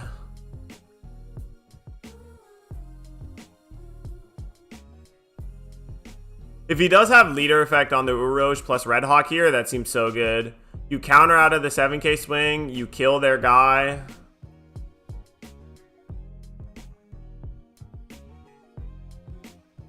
Oh, okay. Doesn't have Red Hawk. Okay, I'm in for 6k with the Uroj as well. You gotta attack here, buddy boy. We gotta get in the DPS.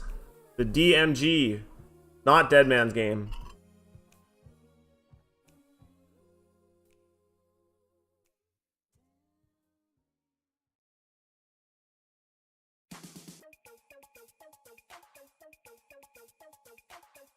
Hey!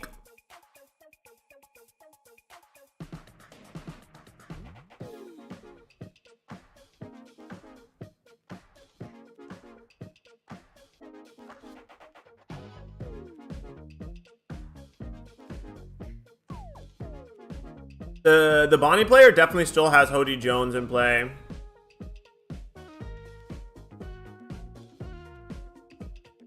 In a perfect world for the Shanks, he has the 10 drop Shanks, blow up the Mihawk.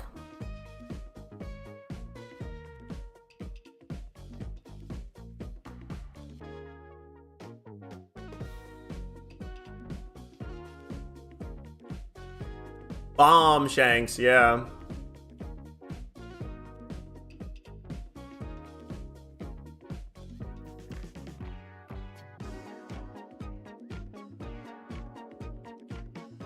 I have seen some versions with 4 blow-up Shanks.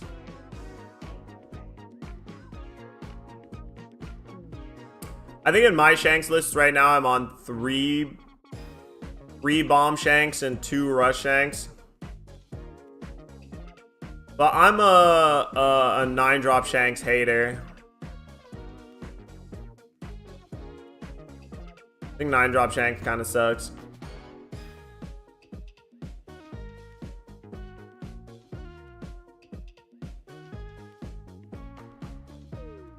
Shanks has been taking it a little too slow. Bonnie being at 4 is scary. Like, this is a Shanks favored matchup, but if you don't, like, try and put pressure on and end the game, the Bonnie deck will. Okay, we could take a Rayleigh here.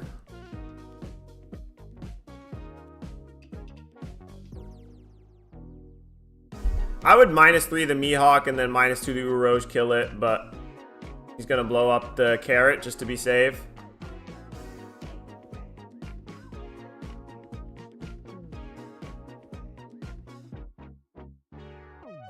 Bonnie got to go second, which was pretty good.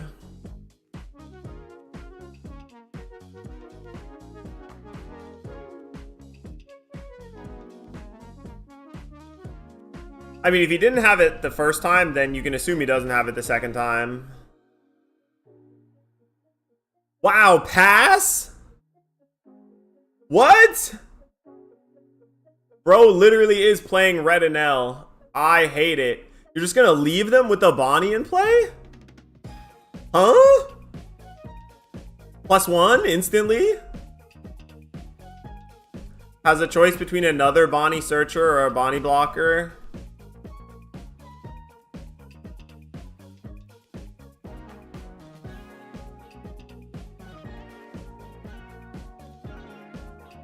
You could just start jamming everything. Oh, he's gonna take Cavendish? Okay.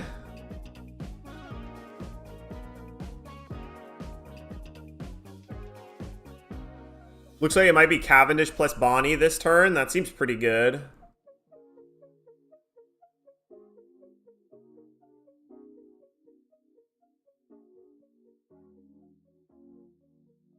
Yeah, he could do Cavendish, Bonnie, and then 6k, 6k, 8k. I'm attacking with everything here. Like, everything. Oh, come on, man. There's no reason to leave yourself so blown out by Red Hawk, man. No reason.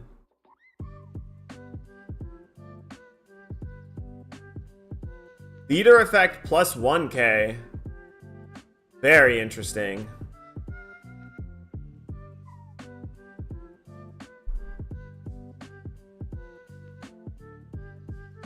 Cavendish Carrot again. I constantly think it's the secret rare Bonnie, but it's not. It's the alternate art Carrot. There's just also like a gold border around the alternate art Carrot that makes me think it's the secret rare border.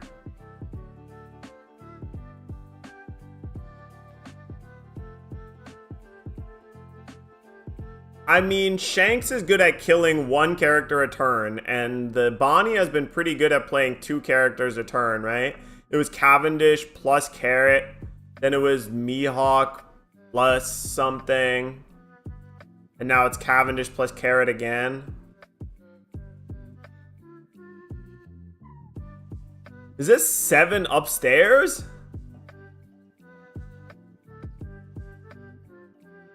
What? And we're taking it with the 8 cost blocker right there?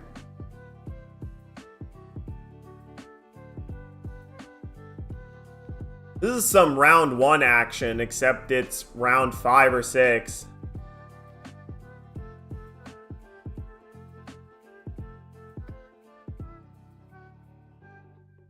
Now we got 5k at the Bonnie? Sure, who cares about Bonnie?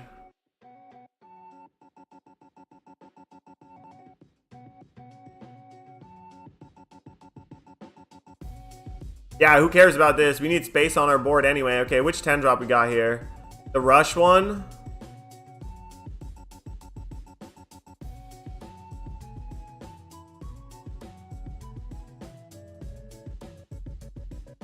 Oh, block with the Urosh. Interesting.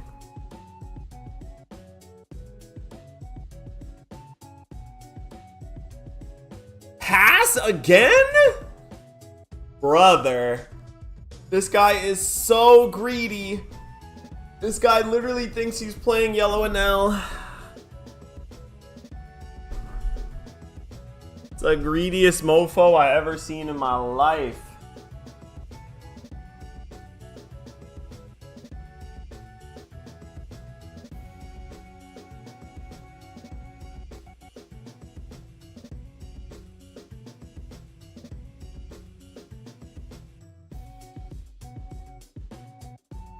So this is 5 at you, freeze one of the 7s.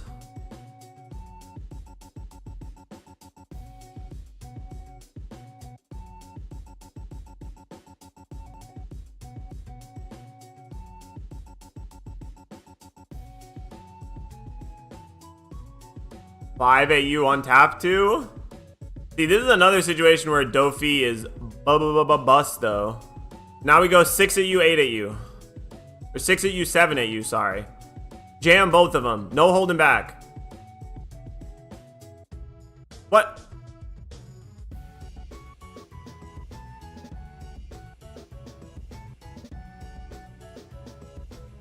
The only line here is 6k, 7k.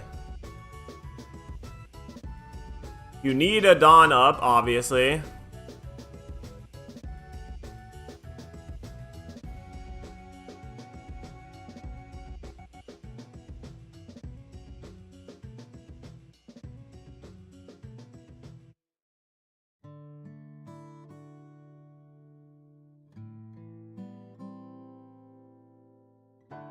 This is 4 hours in.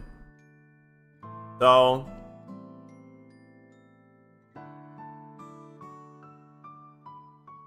One, 2, 3, 4. This is round 5.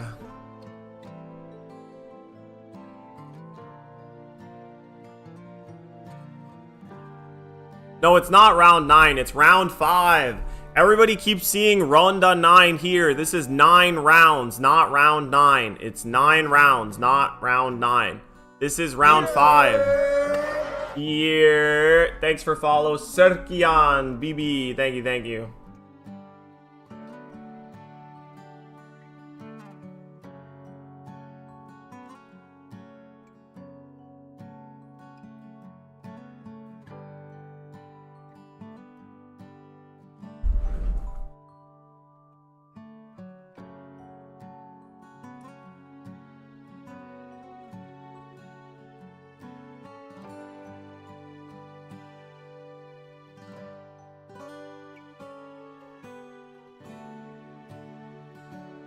Yeah, I mean, cards are way less available and so are venues, for sure.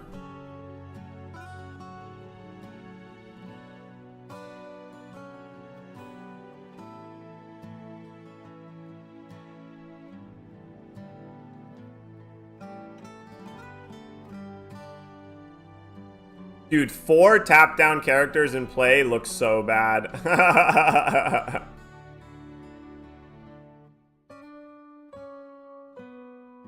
He's gonna have to start playing over his own 7 and 8 drops.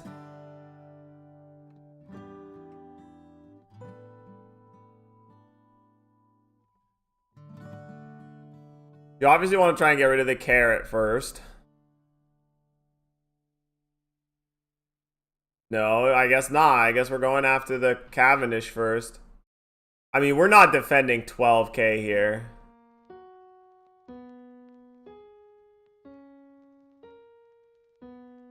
Looks like he has 2 2Ks. I see 2 1Ks as well. Like a 2K, a Pooh, a Uroj. Wow, he is actually playing over 2 of his own characters here. Man, can you slam Hody here? Because I think he has, yeah, a Hody in hand. He has a 2K Mihawk, a 2K Apu, a Uroj, a Carrot, and a Hody Jones that I know of. But with both of the Shankses in play, going for lethal with Hody Jones is kind of tough. Because you know each Shanks in play is each of the Shanks blocker in play is a guaranteed 2K in hand, right? Each of them can turn a dead card into a 2K.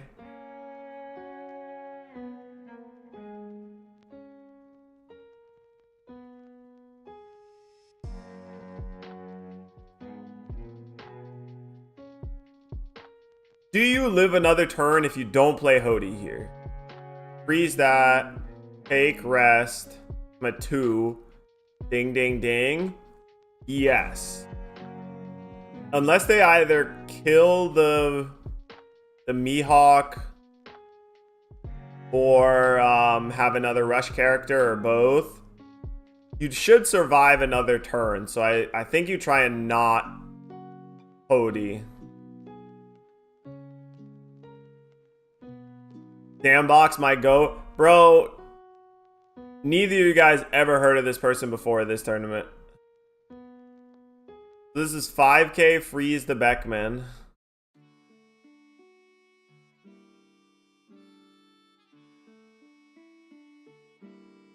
That's my world representative. Nice. Oh god, is this Doflamingo number 2?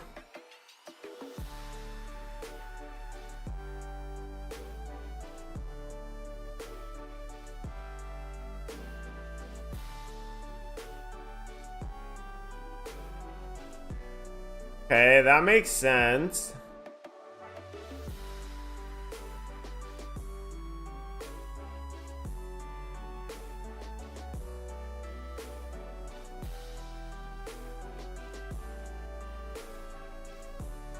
I mean, Shanks is still a good deck.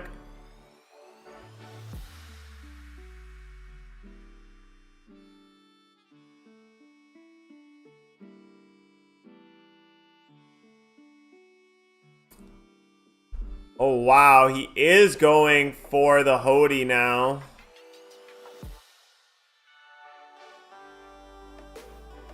So he has 799. I don't think that's gonna kill.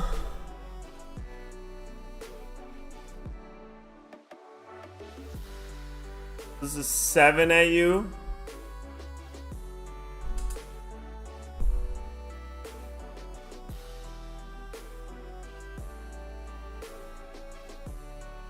$2K, 1K.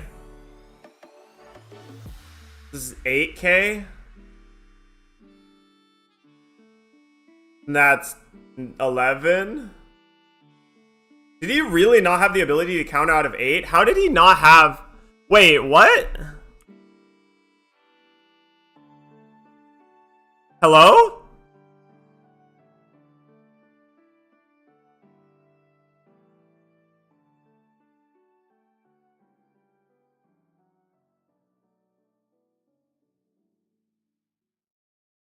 He has a 2K and 3 dead cards here.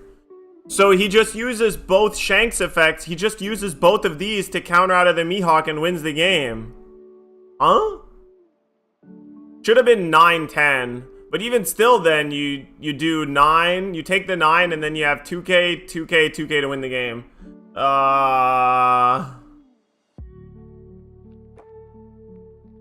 Can somebody do an exclamation point reading, please? Thank you. Read, nigga! Read!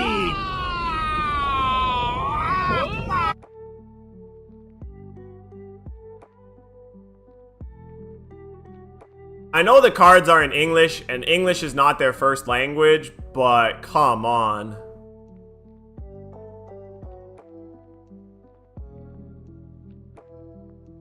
Come on, man. We gotta be better than this.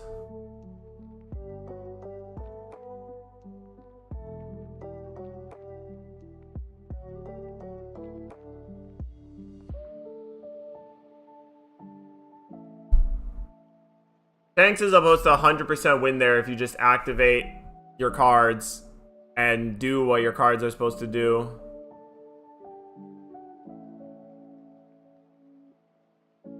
This is why I love Latam. Games are always interesting, huh?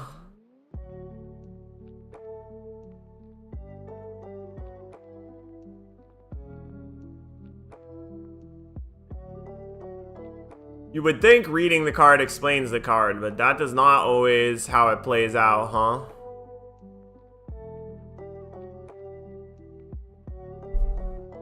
I like this guy's sleeves, whatever he's got going on here. The wizard and the witch, or the wizard and the wench, or whatever it is going on there.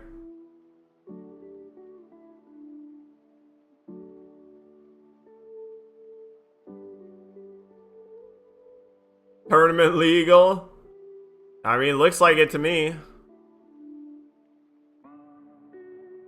I mean, the character right here is definitely wearing more clothes than the character right here. So if this playmat's tournament legal, these sleeves definitely have to be tournament legal.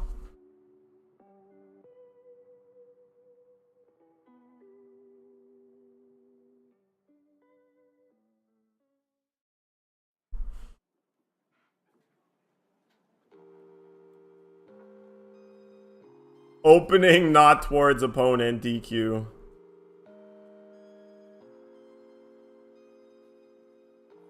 Okay, we trade searchers. Kuina here. I mean, we saw the Kuina get revealed, so I don't know how I feel about this.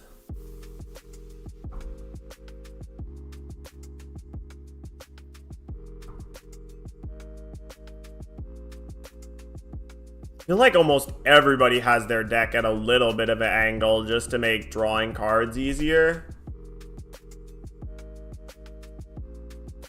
Wow, he actually gave 2Ks to save the Zoro there.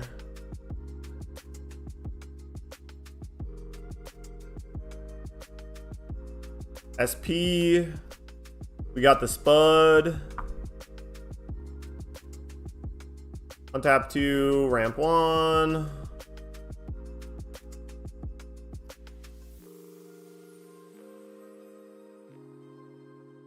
Kill the Kuina, obviously.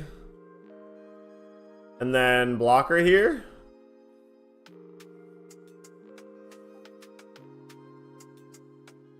No, just another Zoro.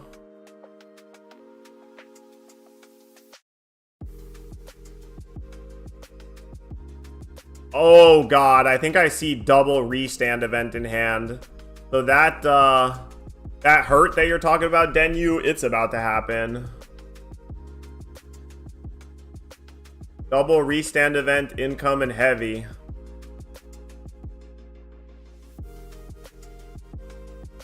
Technically in the rules, when you put your deck, you're supposed to put the front of your deck facing your opponent. But a lot of people, you know, they have their deck like this. But you're not supposed to do that because it's supposed to make it like easier to cheat and peek at like what cards are on top of your deck. If you do it this way, it's a lot harder to see, but if you have your deck this way, it's easier to like take a little peek or hide what card you're drawing from your opponent. Wow, double 2K again. He's just decided that this matchup is a race. I'm racing, I'm slam jamming.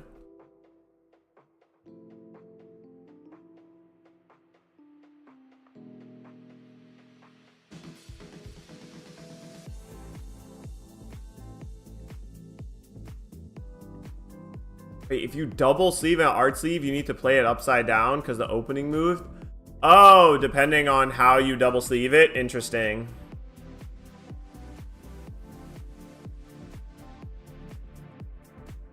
Six at you. Damn. Oh, double 1K. Yikes. I mean, he's literally got 2 1-cost events, 2 restand events, and Mihawk in hand right now.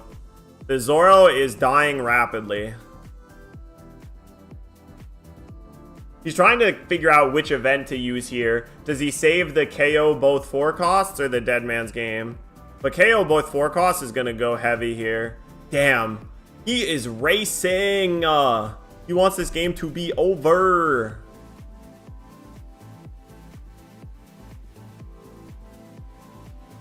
Six at you. 7 at you. Oh my good lord. This game needs to end right now. Pass with 4 Dawn up. Yikes. Okay, the KO 2 4 costs is going to be a blowout here, though. Especially with no stage to protect the second one. I kind of fuck with this plan, too. Just get him dead. They got blanks. We know it. I know it. You know it. They ain't got counter in hand. They'll die.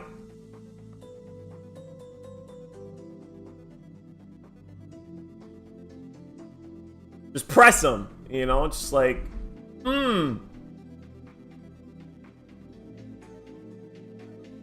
Gotta stand tall, hold frame.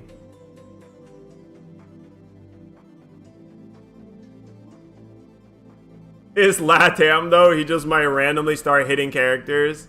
True.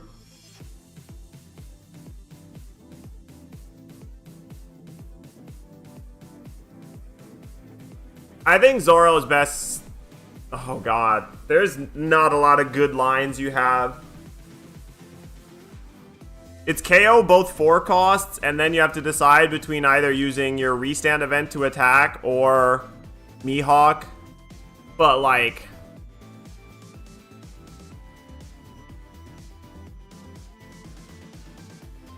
he's got a lot of dead cards in hand. Looks like he's got 2K, 2K, 1K.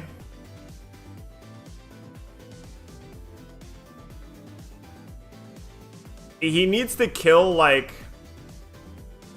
Oh, I always forget that this thing costs 3 and not 4. I constantly think that this event costs 4, but it only costs 3.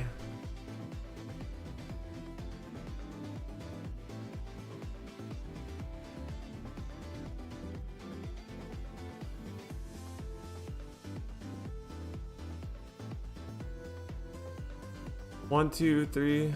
Okay, 1, 2, 3, 4. So you could go 9K at the Luffy twice, and then 9K face.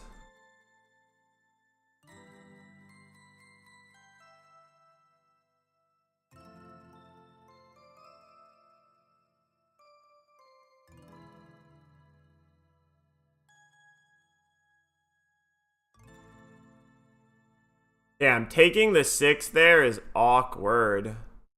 No 1K.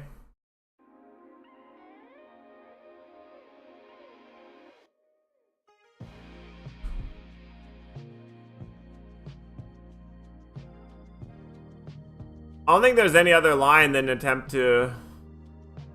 No, Mihawk here seems terrible. I don't like it.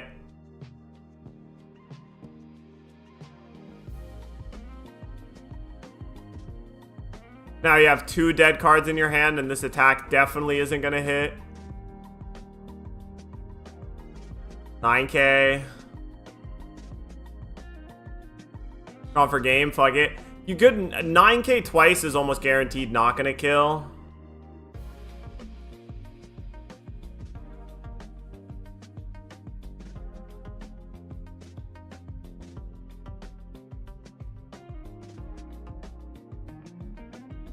I wonder what we're asking about here. Does he get a Dawn back from Gum Gum Giant? No, obviously not.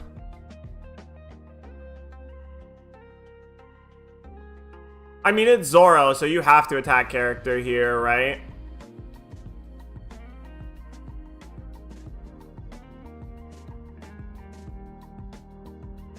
Wait, what the hell happened?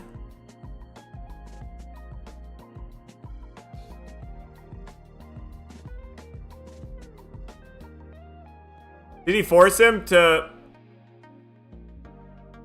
It was like, oh, you Gum Gum Gianted your leader, but I was targeting the Luffy actually? Wait, what? What is happening?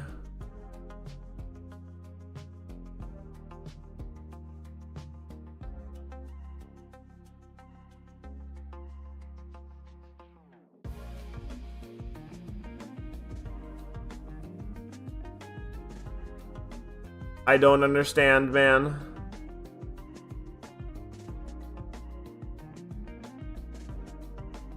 So you're saying he targeted the wrong thing with the Gum Gum Giant? How do you let them get away with that kind of thing? Like, oh, sorry, I wasn't actually attacking your leader, but you cast Gum Gum Giant targeting leader. That's not my bad. No, that has to be a miscommunication thing. Oh, I thought you were attacking leader. Obviously, I'm Gum Gum Gianting the thing that you're attacking. But then he also had the 0 cost event after and cast a second Gum Gum Giant. That's so weird.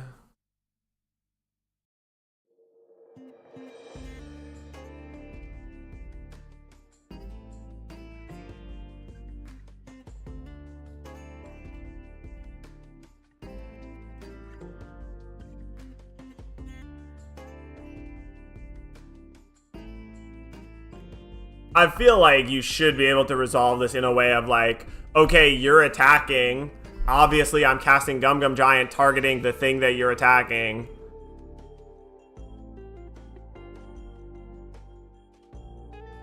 The intent is pretty obvious. So now he has 2 less Dawn in play for no reason, which could be the difference between winning and losing. But his hand right now, I'm pretty sure, is a 2K and 2 restand events.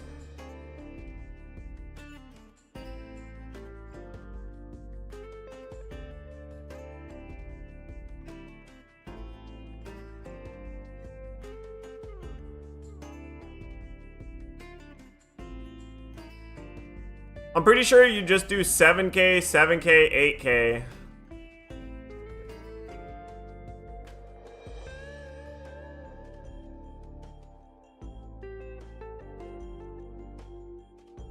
Yeah, if he had the 2 extra Dawn, it's lethal 100% of the time, right? But because he doesn't...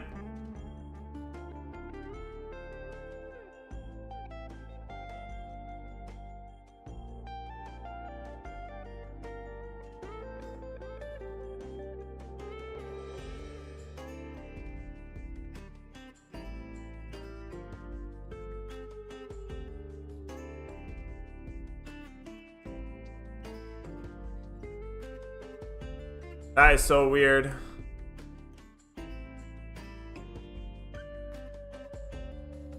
Up 7K?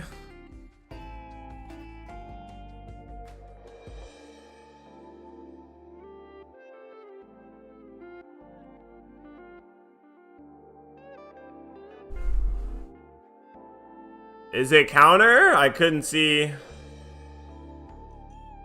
Wait, what?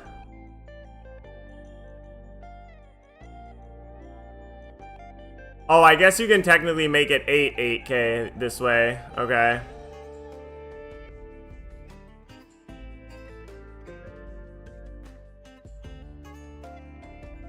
He did hit 2K, 1K, yeah.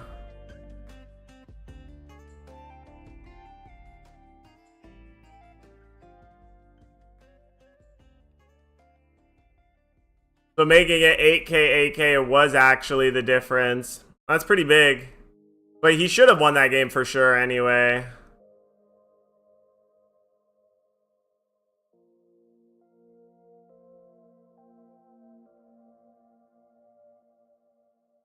I'm not shaking that Zoro's hand. That's fair. I would not blame you.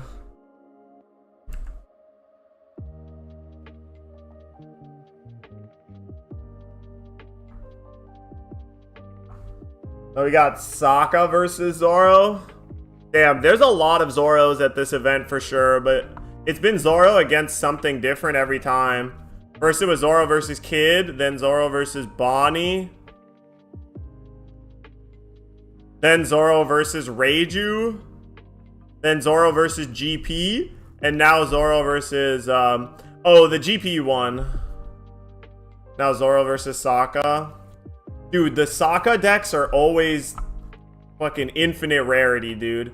They're all max rarity. I don't know if I've ever seen a Sokka deck that isn't max rarity.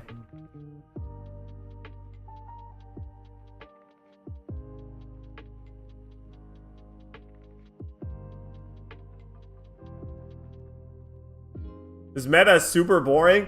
Bro, how can you say that?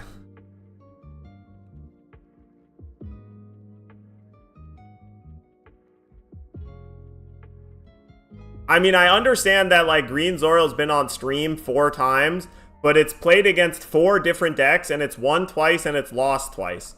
So I don't know what more you could ask for.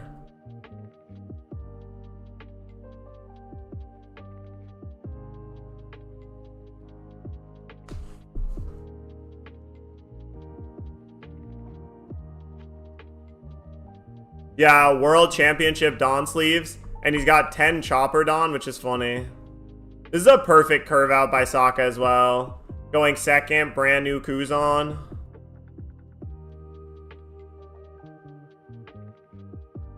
He's already got double Brook and a Hina in graveyard for future Rebekahs.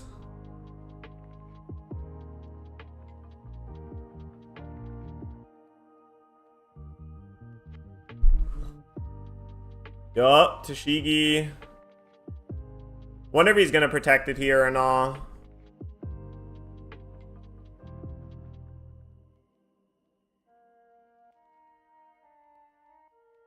Yup, double 2K. 8 at you again. Easy, simple stuff. Okay. Let's see if we got a Houndblaze incoming here. Houndblaze would be so good. Like 5K with Kuzan. Then we could do 7K with brand new and 7K with Sokka as well. But there's so much other stuff you could do. Pitch a Tenzon, makes sense. Dude, I know the Sakazuki players are so mad that there's no alternate art for Marineford. They're seething. They're like, ah, I have to play regular rarity cards in my deck. Ah, Bandai, fix this.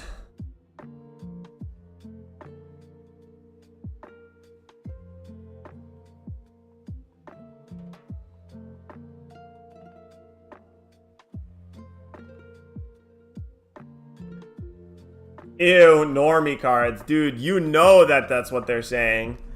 Every time they gotta touch that filthy regular art card, they're like, ugh. Can't believe I have to play this peasant card in my deck. There's not even like super pre-release stamped ones.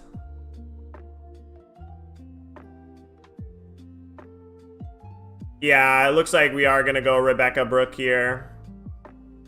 5K, 5K, 5K, Rebecca Brook. Also seems good.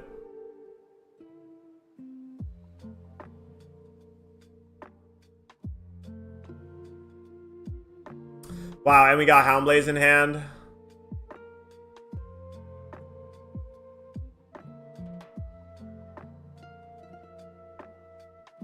They're so happy that Houndblaze got alternate arts.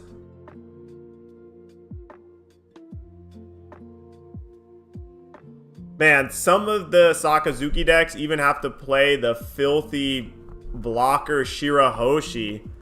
Another starter deck card with no alternate art. How terrible.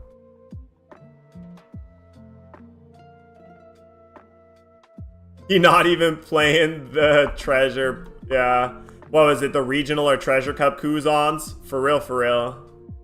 Why don't you have the $200 each Kuzons, bro? You broke? If you broke, just say so.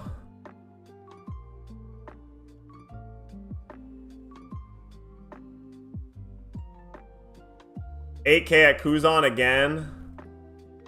We can let the Kuzon die this time, right?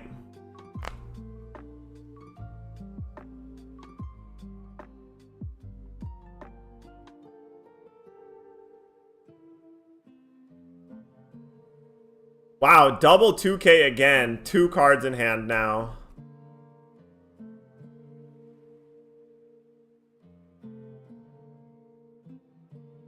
Koshiro, yup. Okay, we're gonna Houndblaze the Koshiro and then get rid of the Tashigi. Damn.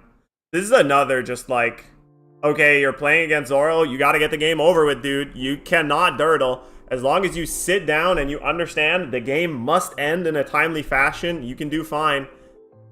And he's getting in there, right? Like, defending the characters, attack, attack, attack, attack.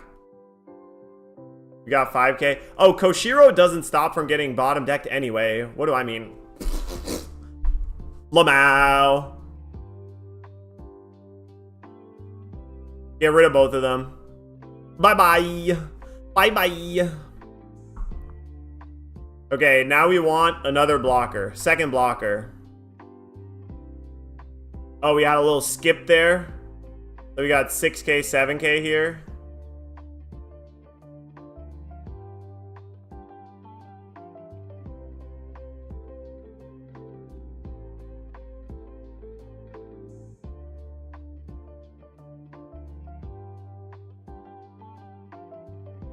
Don't let him out aggro you. Hold your head high and fight back.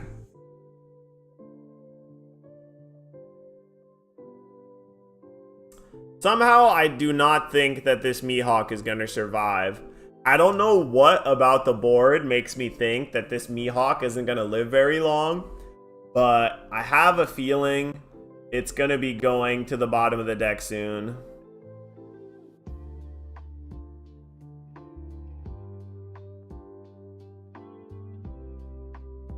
AK, block. Oh, interesting.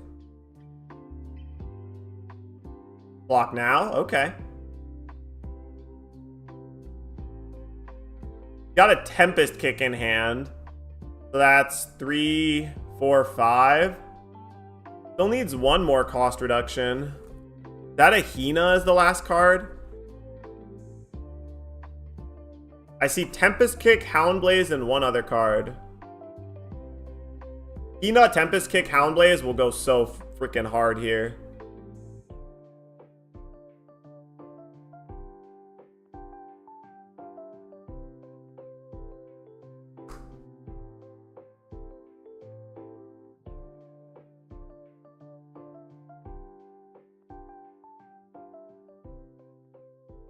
Yeah, Ice Age was kind of insane. Removal used to not be that good, but the second they started making any kind of cheap removal, Ice Age was a big problem, right? But back in the day, removal was like Sakazuki, right? Discard a card, the Garp, discard a card to KO something. When you were forced to discard a card to KO on top of the Ice Age, it made sense, but then they started printing Brook, and then Ice Age plus Brook does not seem balanced at all.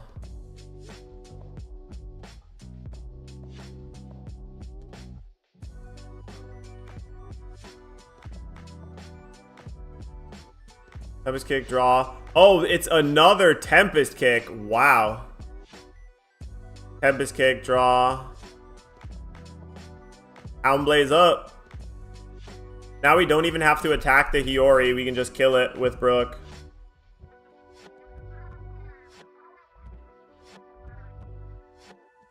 Houndblaze up! Flame on!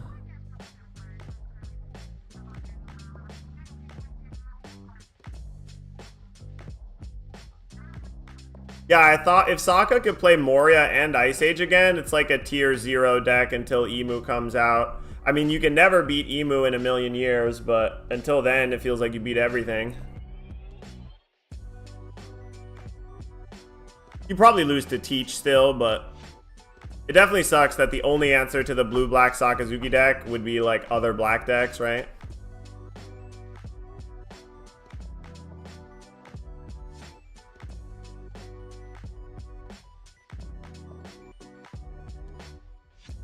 Do you think Emu will be as cheap as BB? Yeah, probably.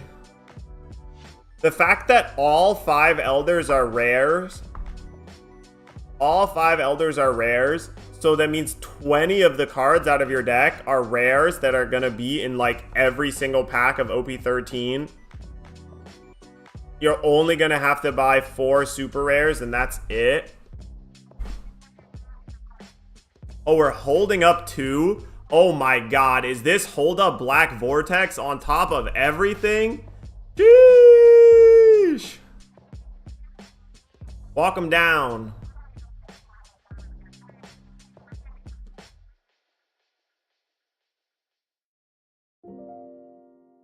Start buying Stussy? Yeah, I think it's already too late. The Stussy craze already happened.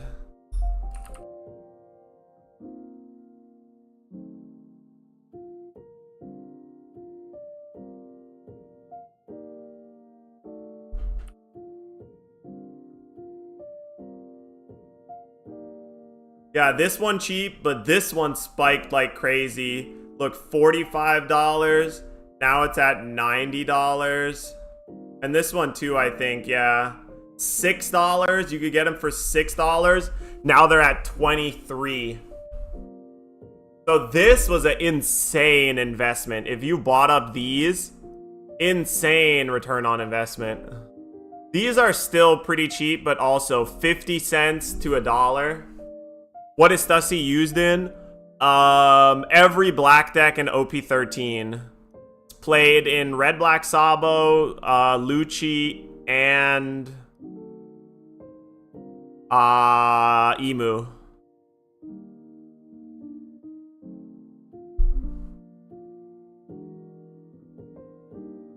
Four alt art for Perona. Oh, really? You bought 4 alt art Stussies? Nice. How much did you pay for them? Because at the cheapest, they were $5. Sorry, at the cheapest, they were $7. And now they're 23. Why would you play it in Lucci, though? What do you mean? You have to beat Blue Red Ace. Exactly. It's one of the only good answers to KO the 10-drop Newgate. And also against Roger, right? Like, you have to be able to kill the characters in Roger. The 10-drop Shanks, the 10-drop Roger.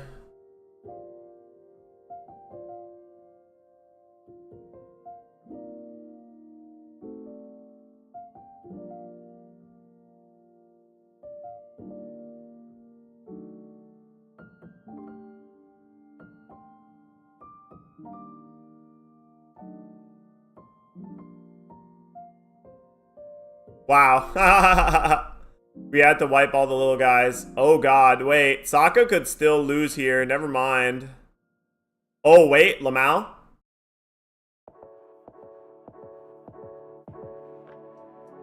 You got Jozu here, but nothing to bounce. Damn, he's relying on a 7k swing for lethal. That's terrible. He actually didn't have the black hole or whatever. He might just be dead here. Dunzo, RIP. If the Zoro has another restand event, it's game over.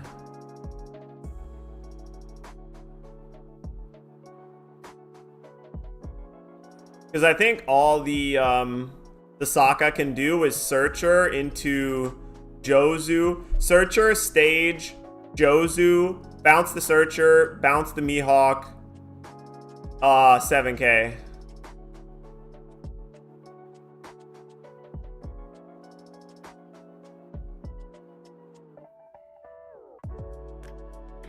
Can you get to Houndblaze? I know there's Stage and Jozu, but what else?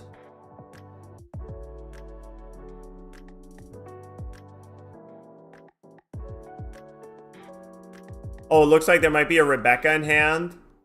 So Rebecca, Hina, Stage, Houndblaze. 6, 4, 5. So it's the 10K swing for lethal here. Okay, we did find it out. I think he drew the Rebecca off of the draw for turn. Yep, on play for Stage. And activate main for Stage. Houndblaze. Bottom. 7 and 10. Oh, he only had 1K counter anyway. The 7K swing would have killed 2 if he just had Stage, Tashigi, Jozu, swing for 7. That also would have hit. Oppression is back. Slavery versus racism. Which one wins? That's messed up.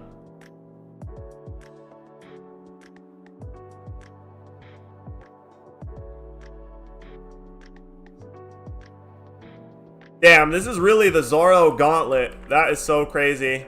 Zoro versus Enel. This is the Zoro gauntlet, baby.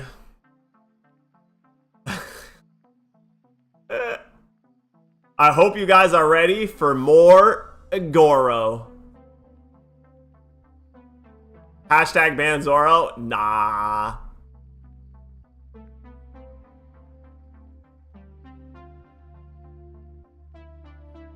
I know we had Zoro last round and the round before that, but I hope you guys want some more Zoro.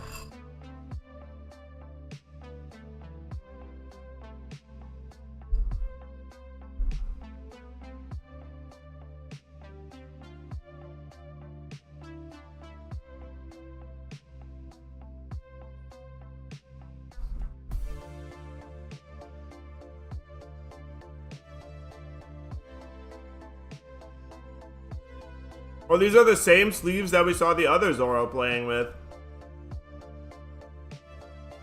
Same testing team or something. Let's see this Enel do nothing for 10 years. That's my region. Are you from Latam, Sip of Spite? Oh, this is aggro Enel. Okay. Let's go. We're going to be seeing some action here. We ain't starving. No offense, but fuck no. That's hilarious. No offense, but fuck you.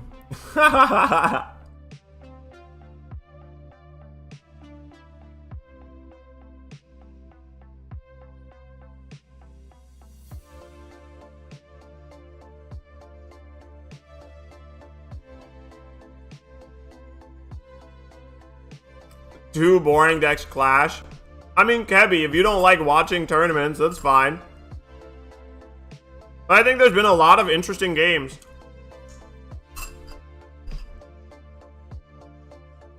Some of the games were real nail biters, no?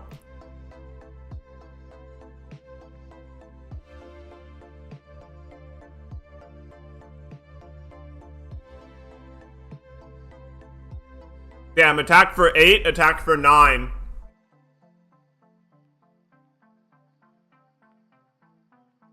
Oh yeah, it's Tashigi here, okay.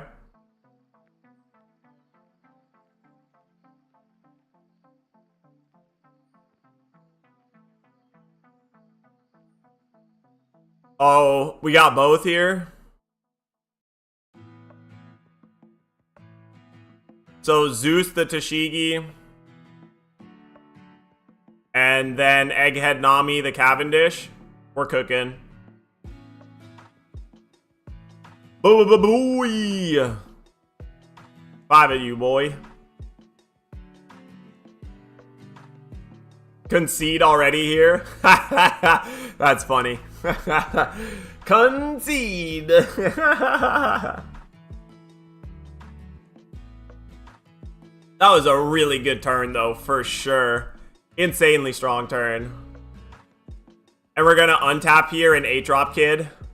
Huge.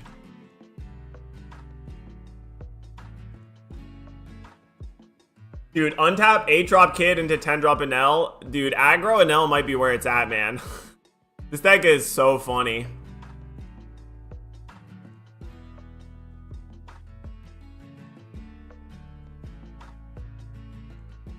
How many cards you got in hand? A lot. Yeah, you think I'm gonna defend this, Nami? Who cares? Oh, he's trying to restand, put him at 0.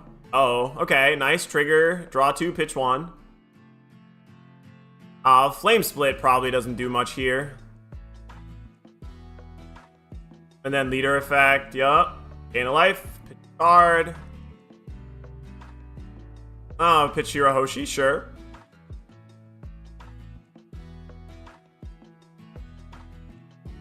Not a restand event. Okay, well now I don't care.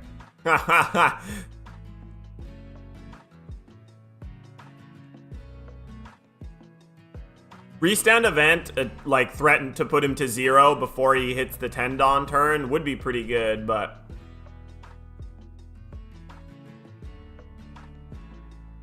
Who am I supposed to root for? Is it possible to draw in One Piece? No, draws are technically not allowed in One Piece. It should be almost virtually physically impossible for there to be a draw. It is possible, but it's very difficult, and they try and have it not happen if at all possible.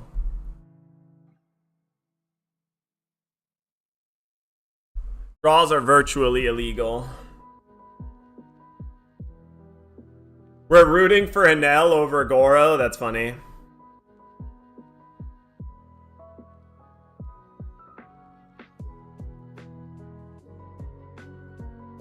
Yo, he's asking what it does, and it's like, rest at 2 or less, then KO or rest at 2 or less. Okay. Alright, we got a guy. Alright. As far as I'm aware, it's going to be 6k swing plus 8-drop kid here. Trash a life, draw a discard. Oh, we're going 5k swing. What's your beef with Starvanel? Dude, I have no beef with Starvanel. Everybody else has a lot of beef with Starvanel. Oh, he does actually have a Flame Split here. So he can use Flame Split to give something +1 and also rest the blocker here. 35 turns of nothing. Yeah. I have literally lost to Starvanel straight up decking me out. They just, like, straight up decked me out. I think I ended the game with 12 life.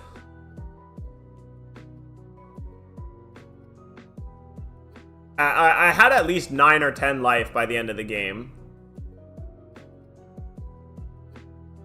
I have beef with Allenel. The deck can just randomly lose to Pudding. I mean, 100%. The deck loses to a lot of stuff. Starvanel, lose to Pudding, lose to Hody Jones, lose to Purple Luffy.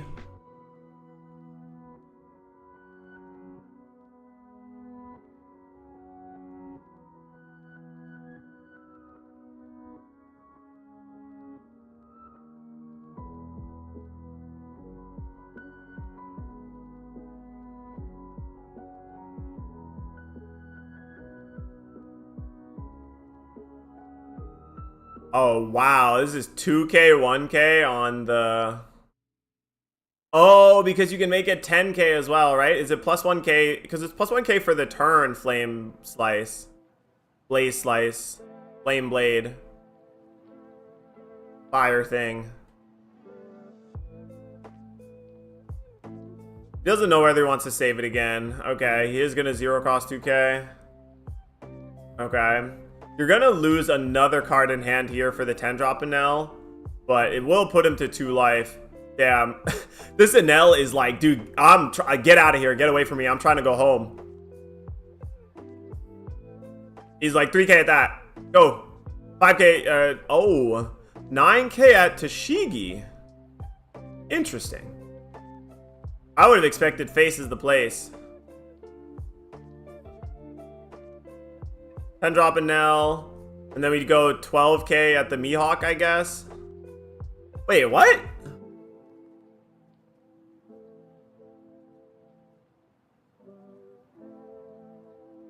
Five of you.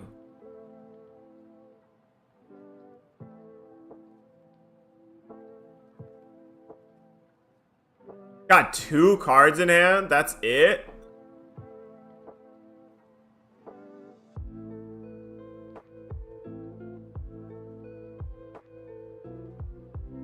Yeah, this guy is so aggro. Females make Enel nervous. Wait. Oh, I thought Zeus was a 2-3, but I guess it's a 2-2, huh?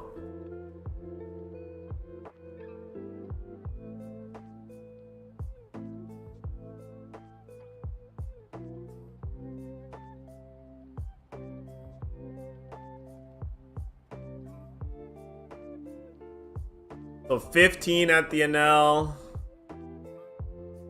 15 there. Yup.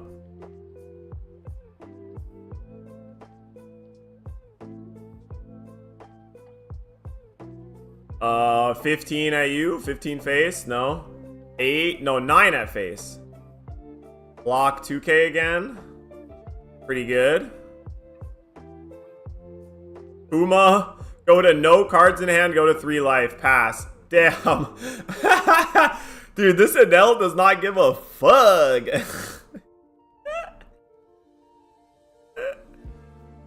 Oh, God. That is so funny.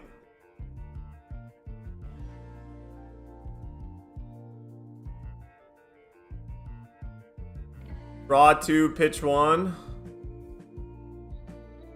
What? Pitch a 10 drop Enel? Kikunojo. Surprise! Dude, look at them. He just triggered me. Now, how do I win?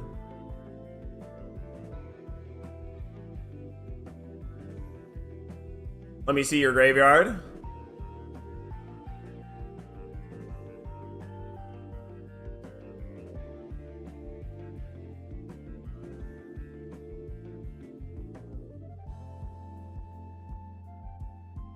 Wait, what?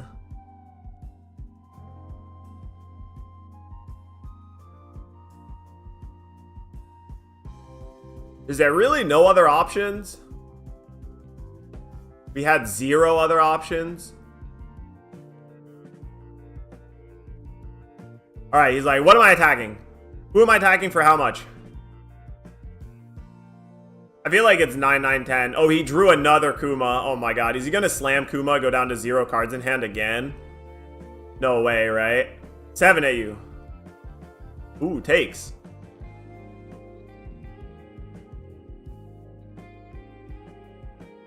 Is this a 0 cost event trigger to rest the Kikunojo?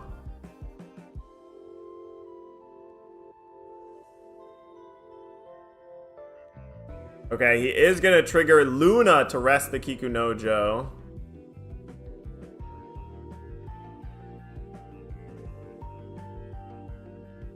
Wow, 8 at the Perona. That is so funny.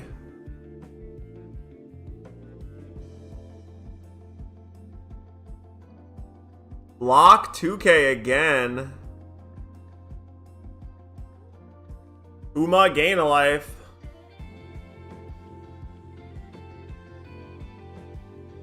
Restand event could be lethal, or we could get trigger. But there's 2 0 cost events and 2 Capones in the trash already. Dude, he's just like 0 cards in hand. Don't gotta do no thinking if I got no cards in hand. But now he has 3 characters in play that all say on KO gain a life. So you gotta go for game here. But all he's got is 5. No trigger. 6. No trigger. Wait, was that a 0 cost event? What? Did he have a 0 cost event and not trigger it? Did he not know that you can trigger it without cards in hand?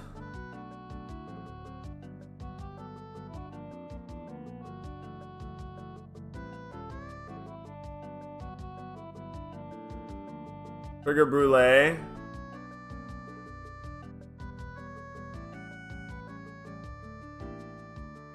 I'm pretty sure you can trigger a 0 cost event with no cards in hand, right?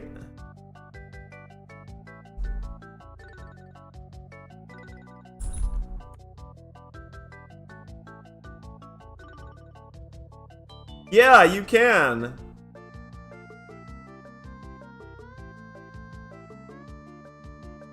Oh, but he triggered the Brulee for the win. Doesn't have a rest effect here to rest the Brulee.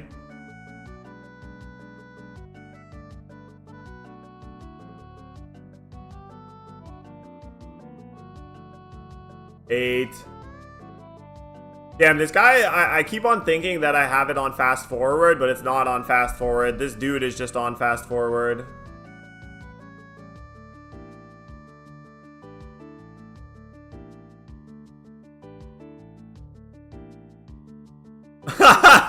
He's like, I did it. I triggered. I hit the trigger. GG's, we did it.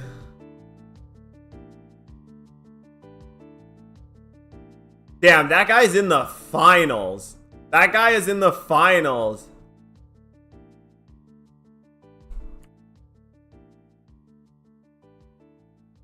The fuck it, we pray, fuck it, we ball guy is in the grand finals of this 9-round regional.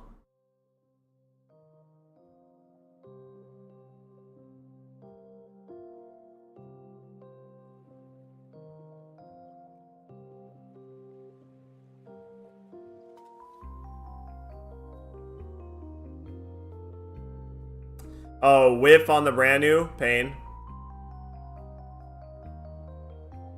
I feel like I'd always go with the brand new first. 6. Then I guess we got Shirahoshi here. Yeah, but it's just gonna get bottom decked.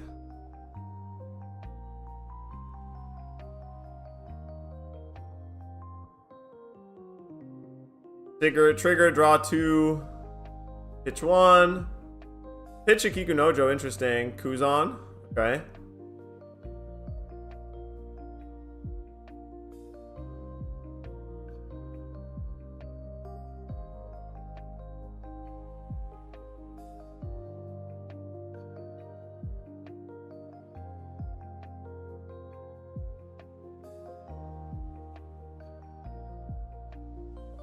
Five of you. Egghead Nami, blow up the Kuzan.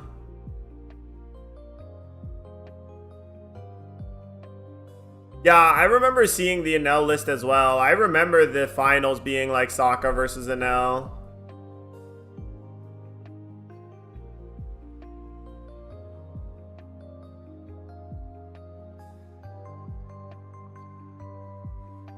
I remember seeing the deck lists of both of these players, but I still want to see how the game actually goes.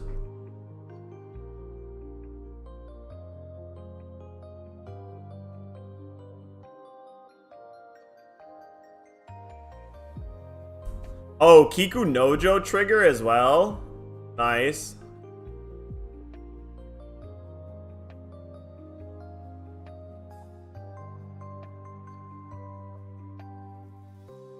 Oh, Hina. And then we're gonna bottom deck the Kikunojo plus the Shirahoshi, it looks like.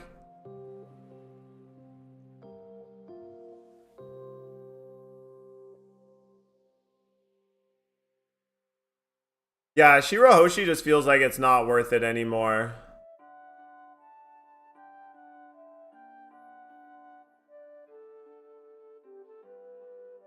Oh, he's asking which order, and it's like, it doesn't matter.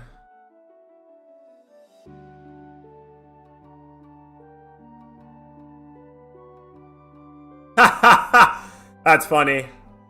The judge reaching over to straighten the deck is always funny to me. Okay, what do we got on 7 here? I wonder if he's just gonna attack Ginormous 2 times. He's gonna be like, bow, bow, put you to 1. That'd be really funny. No, 5 AU. 2K out.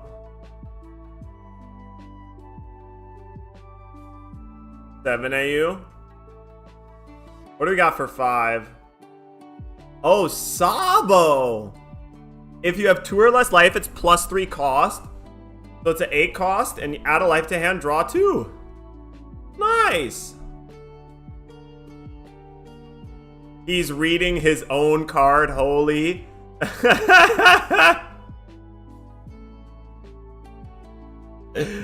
Oh, dude. The flame is so good. Thanks for being a flamer, Sip of Spite. I appreciate it. It's really good content. It's hilarious. Putting the 3 up there is weird. Like, because it makes it look like the cost is 3, but it's not. It's 8. You gotta grab like a die that has a number 8 on it or something. At least he read, not like the Shanks player. True! Shanks player just died for no reason.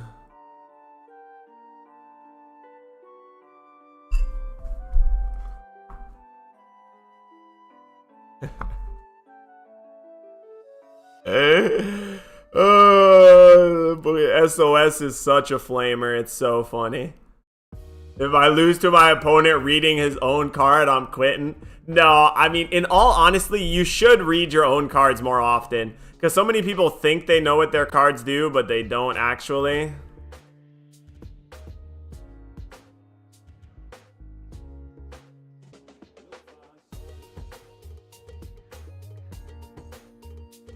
How did we minus it? Was there a Tempest Kick I didn't see or something?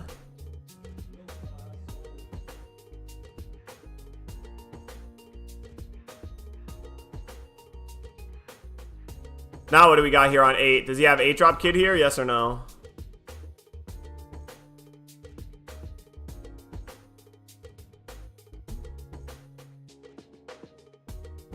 I mean, maybe he's reading it to his opponent. Okay, 8K face. What do we got for 6? Kuma? Boom, Kuma time. Ganalife.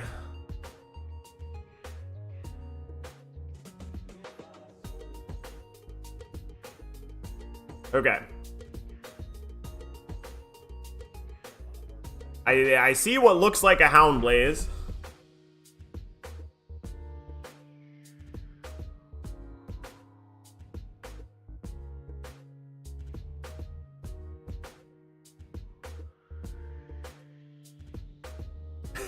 Dude, his name is KRS Sendo. That's definitely what he's been doing. He's been sendoing it. He's just like, I am Sendo, must sendo. Send! Send! Full send and full send only.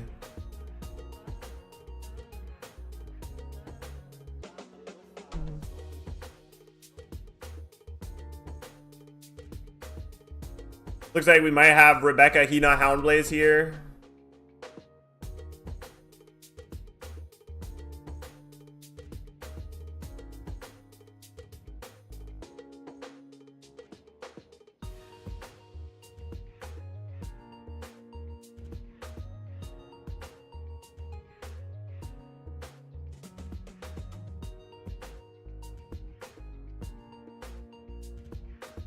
Yup, Rebecca Hina.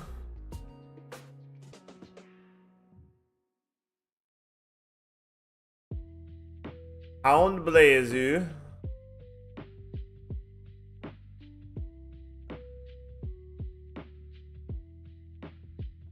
Oh, and a Brook, interesting.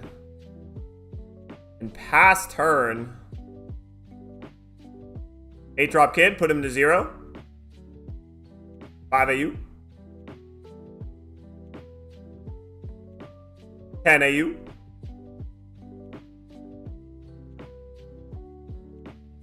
Damn, he really does not give a fuck.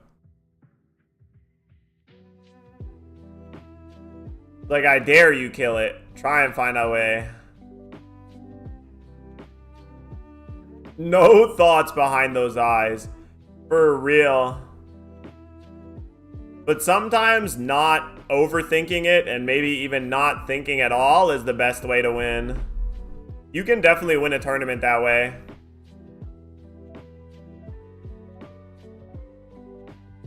Sometimes lucky, but sometimes skill too.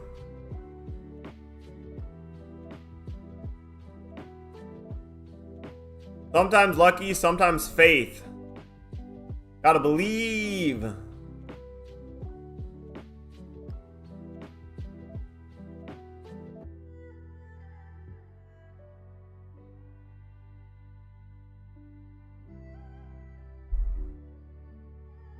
Exactly. Play with feeling. Use feeling. Wow. 17 at the NL. That is funny. Show me quad 2K and this game is over, right? Literally. So he can't kill the 10 drop. He just couldn't find a way to get minus 10. That is so funny. 17 at the NL. Just dump your whole hand. 14. 15, 16, 17, 18.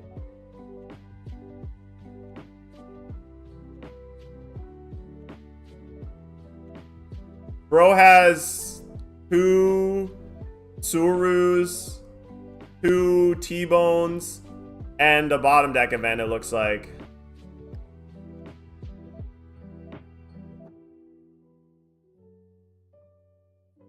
Does Enel always get the +1 if you discard a card?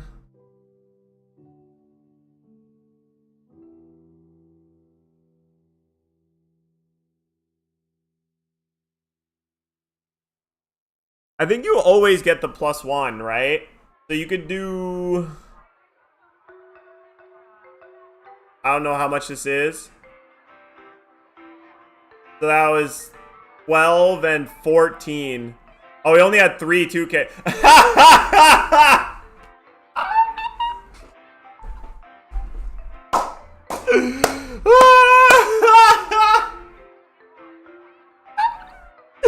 Bro, if you're this guy right now, you hate life. Look at him style-oning you.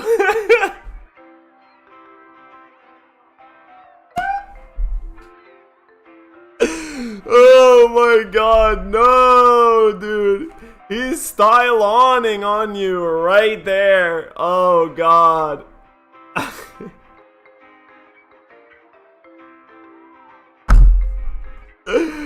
Oh my god.